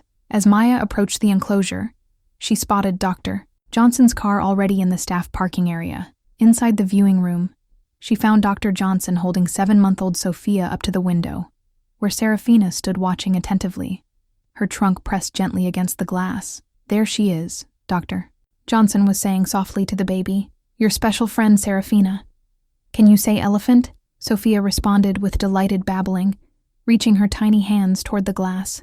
She had grown into a beautiful, alert baby with Isabella's dark eyes and olive complexion. Under Dr. Johnson's care, she was thriving, meeting all developmental milestones and showing a particularly early interest in animals of all kinds. She's been excited all day, Dr. Johnson told Maya, smiling. I swear she knows when it's Wednesday. The moment we turn onto the sanctuary road, she starts wiggling and making happy noises. Maya managed to return the smile, though her heart was heavy with the sanctuary's uncertain future. Seraphina knows too. She's been standing by the window since morning. Dr. Johnson's perceptive gaze caught something in Maya's expression. What's wrong? You seem troubled. Maya hesitated, not wanting to burden the doctor with the sanctuary's problems. But as they'd navigated the unusual circumstances of Sophia's first months together, a genuine friendship had formed between them. The sanctuary is in financial trouble, she admitted. Serious trouble. Despite all the publicity, we're facing possible closure within a few months. Dr. Johnson's face registered shock. But I thought with all the media attention, it helped temporarily, but not enough for long-term sustainability. Maya glanced at Seraphina, still watching Sophia with devoted attention. We may have to start finding new placements for the animals, including Seraphina. That's unacceptable, Dr. Johnson said firmly, shifting Sophia to her other hip. After everything that's happened, after the connection they've formed, there has to be a solution. Unless someone has a few $1,000,000 they'd like to donate, I'm not seeing many options. Dr. Johnson was quiet for a moment, clearly thinking. What about Blackwood's brother? The question caught Maya off guard. I didn't know he had a brother. Half-brother, actually. Thomas Blackwood. He was mentioned during the trial. Apparently, he distanced himself from Maxwell years ago and built his own technology company. I read that he's been trying to gain control of some of Maxwell's assets to prevent them from being liquidated in lawsuits. You think he might help the sanctuary? It's worth exploring, Dr. Johnson suggested. He might see value in preserving the sanctuary as part of rehabilitating the Blackwood name, and he'd have a connection to Sophia as her uncle. The Shao possibility, however slim, kindled a spark of hope in Maya. Do you know how to contact him? Not directly, but Mrs. Diaz might. She still has visitation with Sophia twice a week as her great-aunt. I could ask her. Their conversation was interrupted by Sophia's increasing fussiness, a sign that her afternoon nap was overdue. We should go, Dr. Johnson said, giving Seraphina a farewell wave. But I'll talk to Mrs. Diaz this evening and let you know what I find out. After they left, Maya remained at the viewing window, watching Seraphina. The elephant had settled into her afternoon routine of dust bathing, but she kept glancing toward the window where Sophia had been, as if expecting the baby to reappear. I won't let them separate you, Maya promised softly. Somehow we'll figure this out. 2 days later, Maya received a text from Dr. Johnson. Mrs. Diaz provided contact info for Thomas Blackwood. He's agreed to meet us at the sanctuary tomorrow at 10 a.m., bringing Sophia. The news sent Maya into a flurry of preparation. She spent the evening with Director Patel, assembling financial records, care costs, and future projections. They cleaned the small conference room, usually cluttered with paperwork and overflow storage, and prepared a presentation outlining the sanctuary's mission and impact. We can't appear desperate, Patel cautioned as they worked. Businessmen, like Thomas Blackwood, respect strength and clear vision, not charity cases. Even if we are desperate, Maya asked wryly. Especially then, Patel replied with a tight smile. Thomas Blackwood arrived precisely at 10 a.m. the following morning, driving a modest electric car that seemed at odds with his evident wealth. Unlike his half-brother Maxwell, whose presence had always commanded attention, Thomas moved with a quieter confidence. In his early 40s, with wire-rimmed glasses and casual attire, he might have been mistaken for one of the sanctuary's tech volunteers, rather than a tech industry leader. Dr. Johnson arrived moments later with Sophia, who immediately became the center of attention. Thomas Blackwood approached the infant with visible emotion. She has our mother's chin, he observed softly. May I hold her? Dr. Johnson hesitated only briefly before carefully transferring Sophia to her uncle's arms. The baby regarded him curiously, then offered a gummy smile that visibly affected the man. Thank you for agreeing to meet with us, Mr. Blackwood, Director Patel began once they were settled in the conference room. Please, call me Thomas, he replied, still focused on Sophia. I've been following the sanctuary's story since everything happened. The elephant, Seraphina, right? She's still here? Yes, Maya confirmed. Would you like to see her after our meeting? Thomas nodded. Very much. I'd like to see the creature that did what my brother could not, recognize the value of this precious life. He gently touched Sophia's cheek. The meeting proceeded more conversationally than the formal presentation they had prepared. Thomas asked insightful questions about the sanctuary's operations, animal care philosophies, and long-term vision. He showed particular interest in Seraphina's history and her remarkable bond with Sophia. So these weekly visits, they've been beneficial for both of them? He asked. Tremendously, Dr. Johnson confirmed. Seraphina's health improved dramatically once the visits began, and Sophia seems to recognize her. She responds differently to Seraphina than to other animals. Thomas was thoughtful. An extraordinary connection, formed in extraordinary circumstances. He turned to Director Patel. Now let's discuss what the sanctuary needs to secure its future. Patel outlined their financial situation candidly, explaining the immediate needs for structural repairs and the long-term funding required for stability. My brother promised a substantial donation that never materialized due to the legal complications. Following his arrest, Patel concluded, without those funds or an equivalent intervention, we face closure within months. Thomas Blackwood listened intently, occasionally making notes on his tablet. When Patel finished, he sat back in his chair, his expression unreadable. "Let me be clear about something," he said finally. "I spent most of my adult life separating myself from my brother and the Blackwood name, his actions, not just in this case, but throughout his business career, represented values I rejected." Maya felt her heart sink. He was going to refuse. "However," Thomas continued, "there's an opportunity here to transform something tragic into something meaningful. I can't undo my brother's crimes, but perhaps I can help preserve the unexpected good that emerged from them." He looked at Sophia, now sleeping peacefully in Dr. Johnson's arms. "I'd like to propose a partnership, not just a donation." The proposal Thomas Blackwood outlined left Maya and Director Patel speechless. It wasn't just a financial rescue, but a complete reimagining of Harmony Wildlife Sanctuary's future. "I'm prepared to establish an endowment of $20 million, Thomas explained, his tone matter-of-fact despite the staggering figure, "structured to provide operational funding in perpetuity while preserving the principal. Additionally, I'll fund immediate capital improvements, new facilities, expanded habitats, and upgraded visitor amenities." Director Patel found his voice first. "Mr. Blackwood, Thomas, that's extraordinarily generous. But may I ask why? You've no obligation to remedy your brother's actions." Thomas glanced at Sophia, still sleeping peacefully in Dr. Johnson's arms. "Let's call it a family responsibility.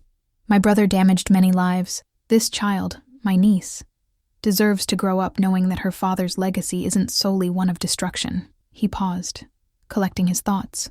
"Beyond that, I believe in what you're doing here, creating sanctuary for vulnerable creatures, educational opportunities for the public, research that advances our understanding of animal cognition.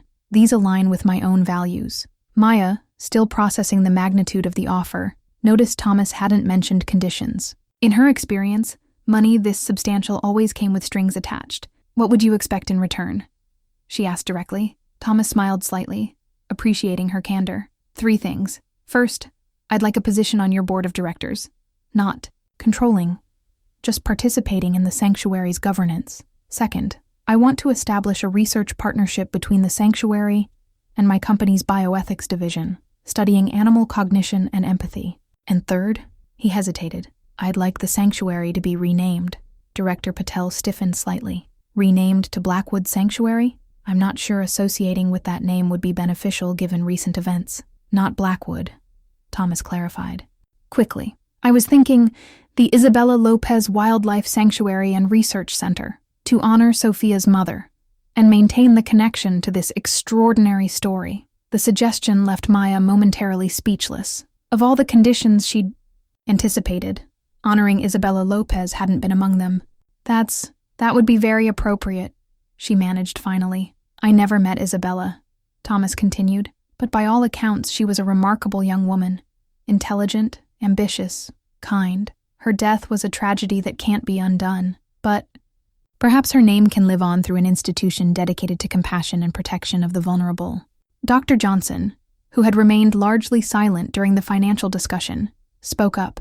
"Sophia will visit this sanctuary throughout her childhood. Having it bear her mother's name would help maintain that connection to her origins." Thomas nodded. "Exactly. And speaking of Sophia's future," he reached into his jacket pocket and withdrew a folded document. "I've had my attorneys draft a trust for Sophia's benefit. Separate from the sanctuary funding, this will provide for her education and well-being through adulthood." He handed the document to Dr. Johnson, who accepted it with visible emotion. "That's incredibly thoughtful. It's the least I can do as her uncle," Thomas replied simply. "I'd like to be part of her life, if you're comfortable with that. Not to interfere with your guardianship, but to provide another family connection." "Of course," Dr. Johnson assured him. "Sophia deserves to know her family, the good parts of it anyway." Director Patel cleared his throat, bringing the conversation back to practical matters. "Your proposal is extraordinarily generous, Thomas, but our board would need to review the details, and there would be legal considerations." "Naturally," Thomas agreed. "My team can have the full documentation to you by tomorrow. Take whatever time you need for due diligence." He smiled slightly. "Though given your financial timeline, I suspect you won't want to deliberate too long." "Before we proceed further," Maya interjected, "would you like to meet Seraphina? It seems important that you understand the heart of what you'd be supporting." Thomas's expression brightened. "I'd like that very much." They walked as a group to Seraphina's habitat, where the elderly elephant was enjoying a midday dust bath. Dr. Johnson carried the now awake Sophia, who began wiggling excitedly as they approached the viewing area. She recognizes where we are, Dr. Johnson explained, smiling at Sophia's enthusiasm. Watch how Seraphina responds when she sees her. Sure enough, the moment Seraphina spotted Sophia through the viewing window, she abandoned her dust bath and approached with surprising speed for an animal her size. Her trunk reached toward the glass, and she made the distinctive rumbling vocalization that she used only for the baby. Extraordinary, Thomas murmured, watching the interaction with genuine wonder. They truly recognize each other. Their bond is unlike anything I've witnessed in 20 years of working with elephants, Maya confirmed. Dr. Winters, our veterinarian, believes it goes beyond simple recognition.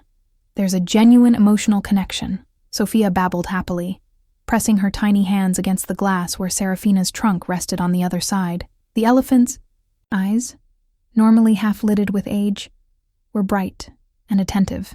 May I? Thomas asked, gesturing toward Sophia. Dr. Johnson carefully transferred the baby to Thomas's arms, positioning them close to the viewing window. Seraphina observed this change, carefully, her massive head tilting slightly as she studied the unfamiliar human holding her special friend. Hello, Seraphina, Thomas said softly. Thank you for saving my niece. The elephant regarded him steadily, then made her rumbling call again, this time seemingly directed at both Sophia and Thomas. It was impossible to know what the sound meant, but the moment felt significant to everyone present.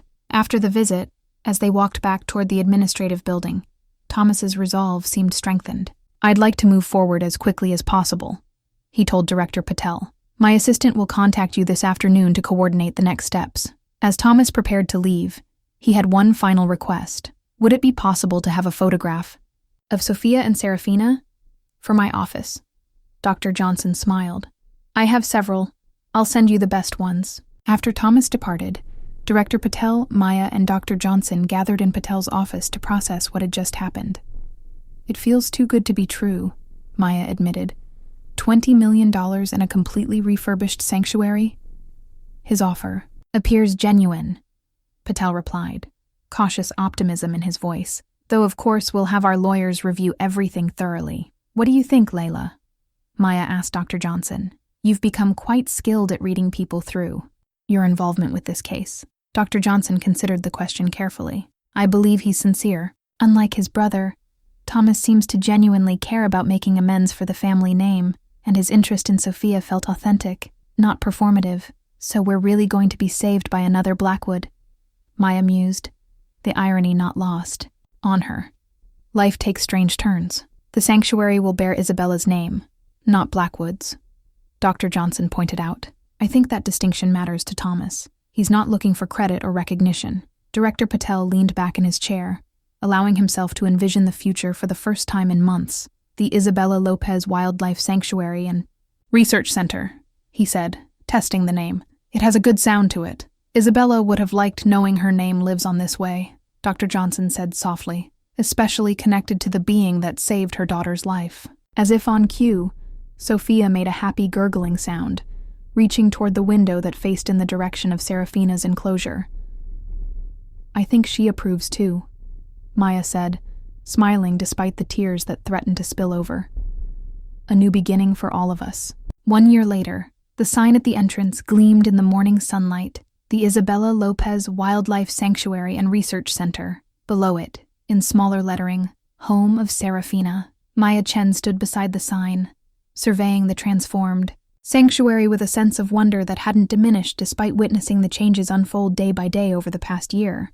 Where once there had been crumbling infrastructure and makeshift repairs, now stood state-of-the-art facilities designed with both animal welfare and visitor experience in mind. Seraphina's habitat had been the first to receive a complete renovation, expanded to 3 times its original size, with varied terrain, a larger bathing pool, and climate-controlled indoor areas for the elderly elephant's comfort during extreme weather. Adjacent to it was the new Sophia Blackwood Education Center, where visitors could learn about elephant cognition, conservation, and the remarkable story that had changed everything. Hard to believe, isn't it?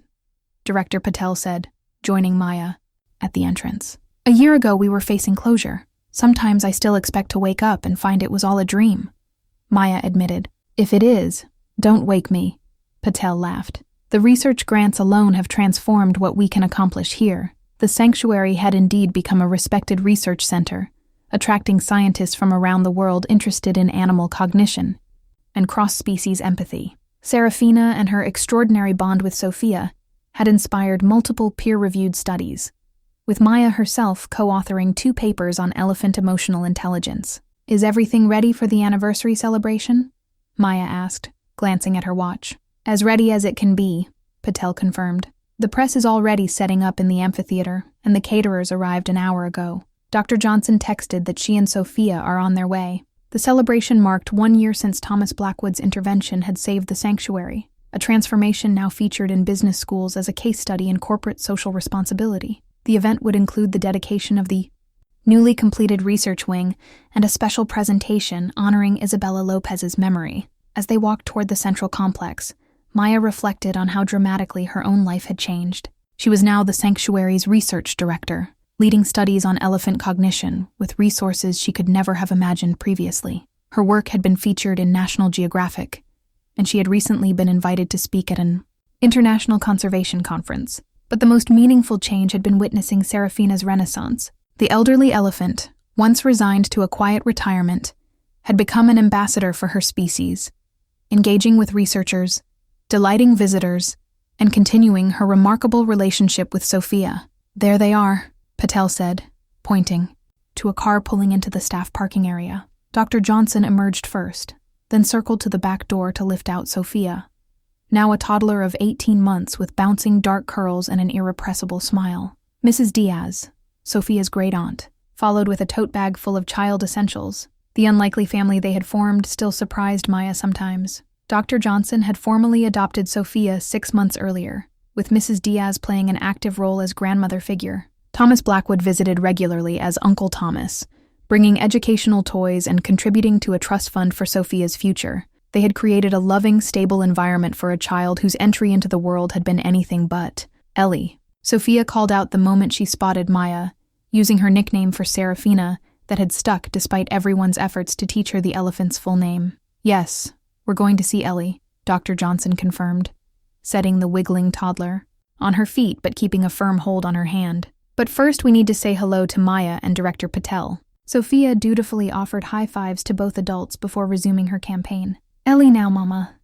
Ellie now. She's been talking about Seraphina all morning," Dr. Johnson explained with a smile. "I made the mistake of telling her we were coming." Here when she woke up. "The elephant habitat is ready for them," Patel assured her.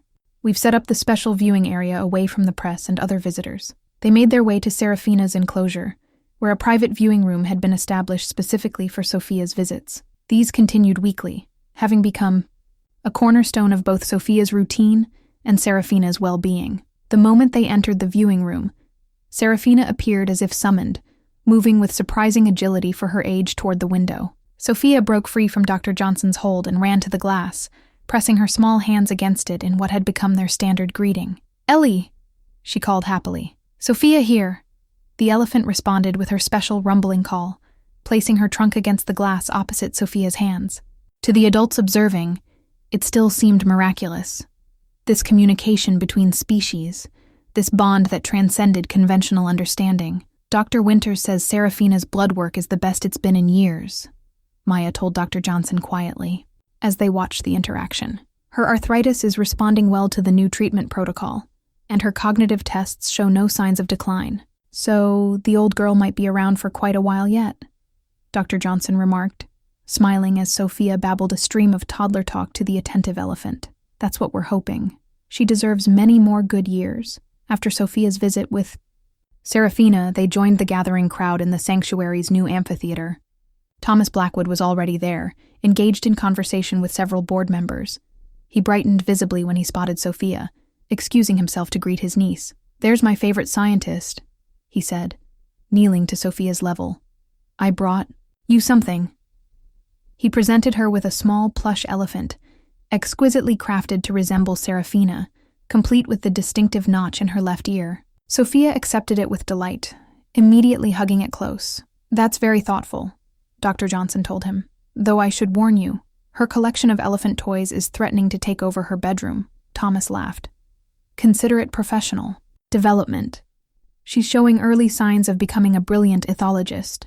The celebration proceeded with speeches and presentations, culminating in the dedication of a memorial garden for Isabella Lopez. At its center stood a simple stone sculpture of an elephant with its trunk protectively curled around a human infant, powerful symbol of the story that had transformed so many lives.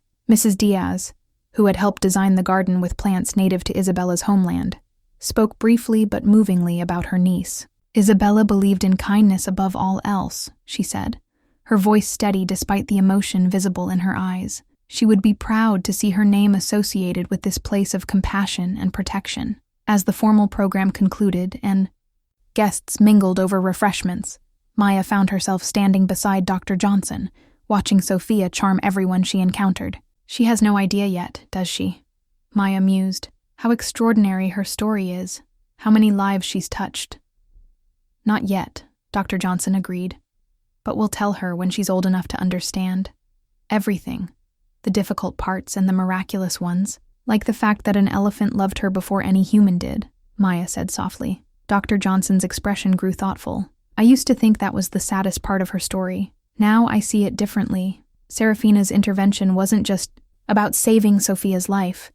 It was about showing the rest of us what compassion truly looks like, without boundaries or conditions. Sophia toddled over to them then, still clutching her new elephant toy. Ellie, she announced, holding it up for their approval. Yes, it's Ellie, Dr. Johnson confirmed, lifting her daughter into her arms. Your very special friend.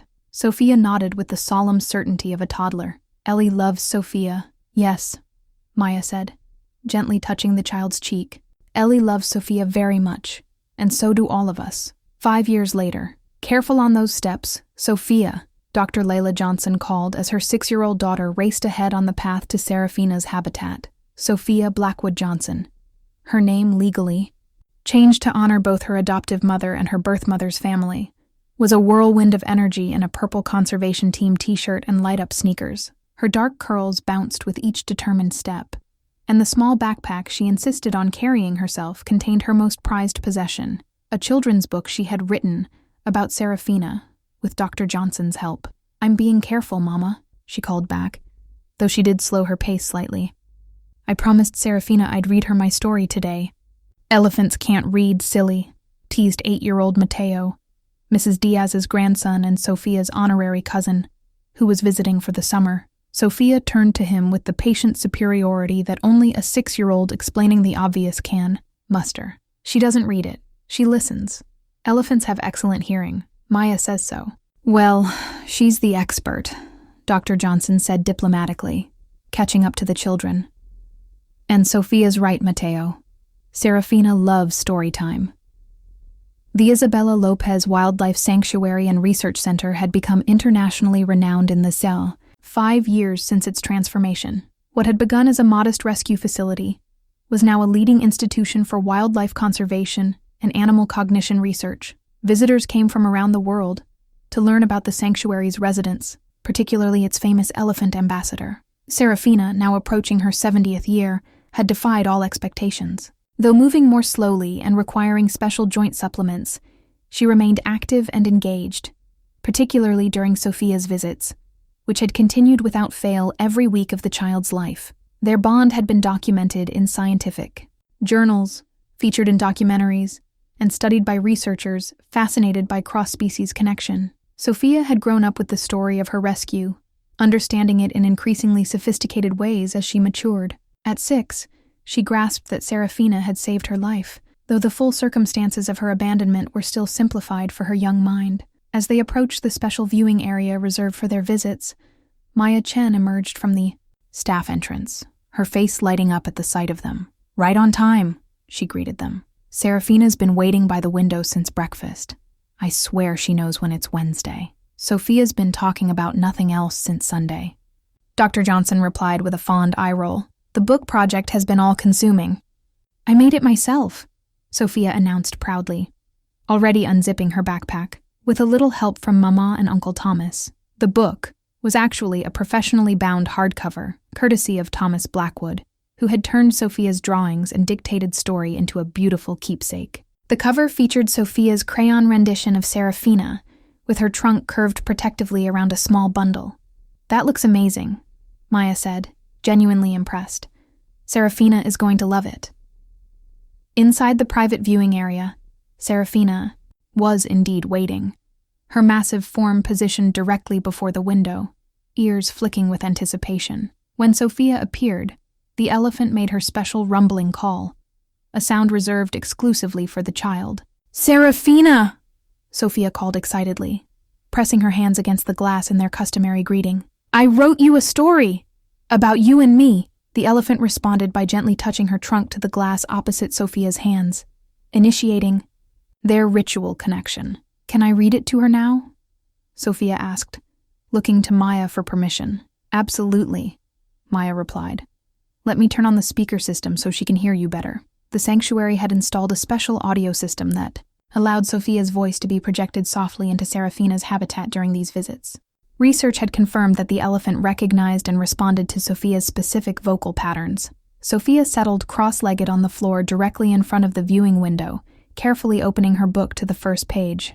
Matteo, initially skeptical, found himself drawn in by the seriousness with which both Sophia and the enormous elephant approached this interaction. "The Elephant Who Found Me," Sophia read from the title page, by Sophia Blackwood Johnson, age 6. She turned to the first illustrated page, showing a night scene with stars and a crescent moon. "Once upon a time, there was a very special elephant named Seraphina. She was very old and very wise, and she lived in a sanctuary where people took care of animals who needed help."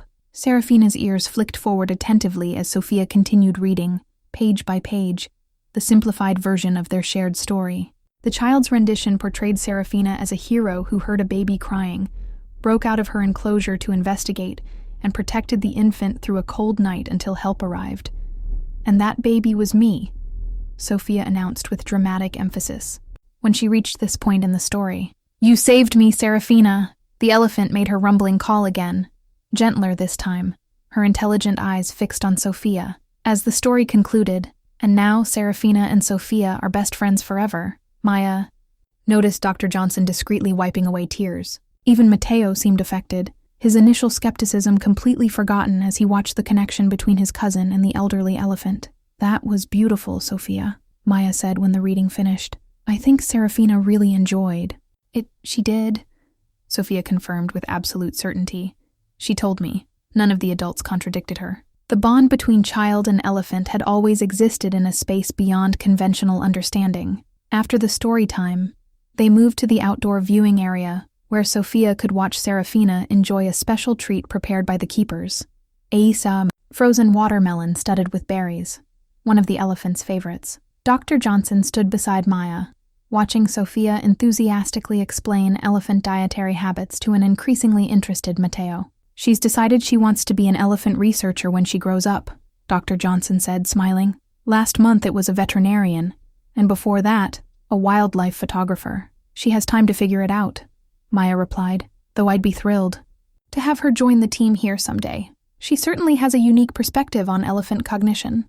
Dr. Johnson glanced toward the habitat, where Seraphina was delicately extracting berries from the frozen watermelon.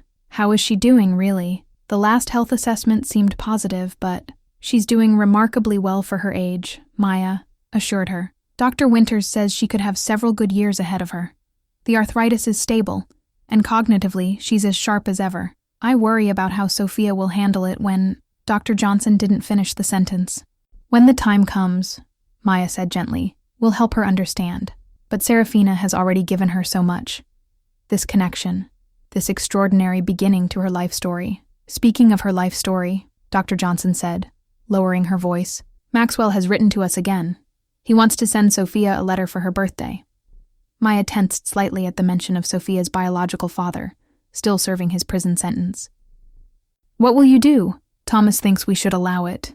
Says it's part of her history, however complicated." Dr. Johnson sighed. "I'm inclined to agree, though we'll read it first, of course. Sophia knows the basic outline, that her birth father did something very wrong and is in prison. As she gets older, she'll need to understand more. She has so many people who love her," Maya observed. "You, Mrs. Diaz, Thomas, the whole sanctuary team. Even a pen pal in prison can't overshadow that. And Seraphina," Dr. Johnson added with a smile, "her first protector." Later, as they prepared to leave, Sophia insisted on a final goodbye. Seraphina had settled in her favorite resting spot near the viewing area, seemingly content to keep the child in her sight until the last possible moment. "Bye, Seraphina," Sophia called, pressing her hand to the barrier one last time. "I'll see you next Wednesday. I love you." The elephant raised her trunk in what appeared to be a deliberate wave, then made her special rumbling call once more. As they walked back toward the parking area, Sophia skipping ahead with Mateo, Dr. Johnson turned to Maya with a thoughtful expression. "You know, when all this first happened, when Sophia was abandoned and Seraphina found her, I thought it was just an extraordinary coincidence, a strange, lucky alignment of circumstances. And now?" Maya prompted. "Now I think there are connections in this world we don't fully understand, between species, between souls." Dr. Johnson watched her daughter, alive and thriving because of an elephant's intervention. Whatever invisible thread connected them that night, it's still there, still strong. Maya nodded, thinking of the countless hours she'd spent observing Seraphina and Sophia together, documenting their interactions, trying to quantify in scientific terms something that seemed to transcend scientific explanation. Some things defy easy classification, she agreed, but that doesn't make them any less real. Ahead of them, Sophia had stopped to examine a butterfly that had landed on a nearby flower, her face alight with wonder. In the distance, Seraphina's distinctive silhouette was visible against the horizon. Keeper faithful, child protector, embodiment of unexpected compassion. Two lives that should never have intersected, now forever intertwined. Two souls, recognizing each other across the boundaries of species and circumstance. One extraordinary story of salvation, connection, and the healing power of being truly seen, even by eyes not like our own. What invisible thread connects the souls of the most vulnerable beings, binding them in moments of deepest need? If this story touched your heart, please like, subscribe to our channel, and share your own experiences with unexpected guardians in the comments below.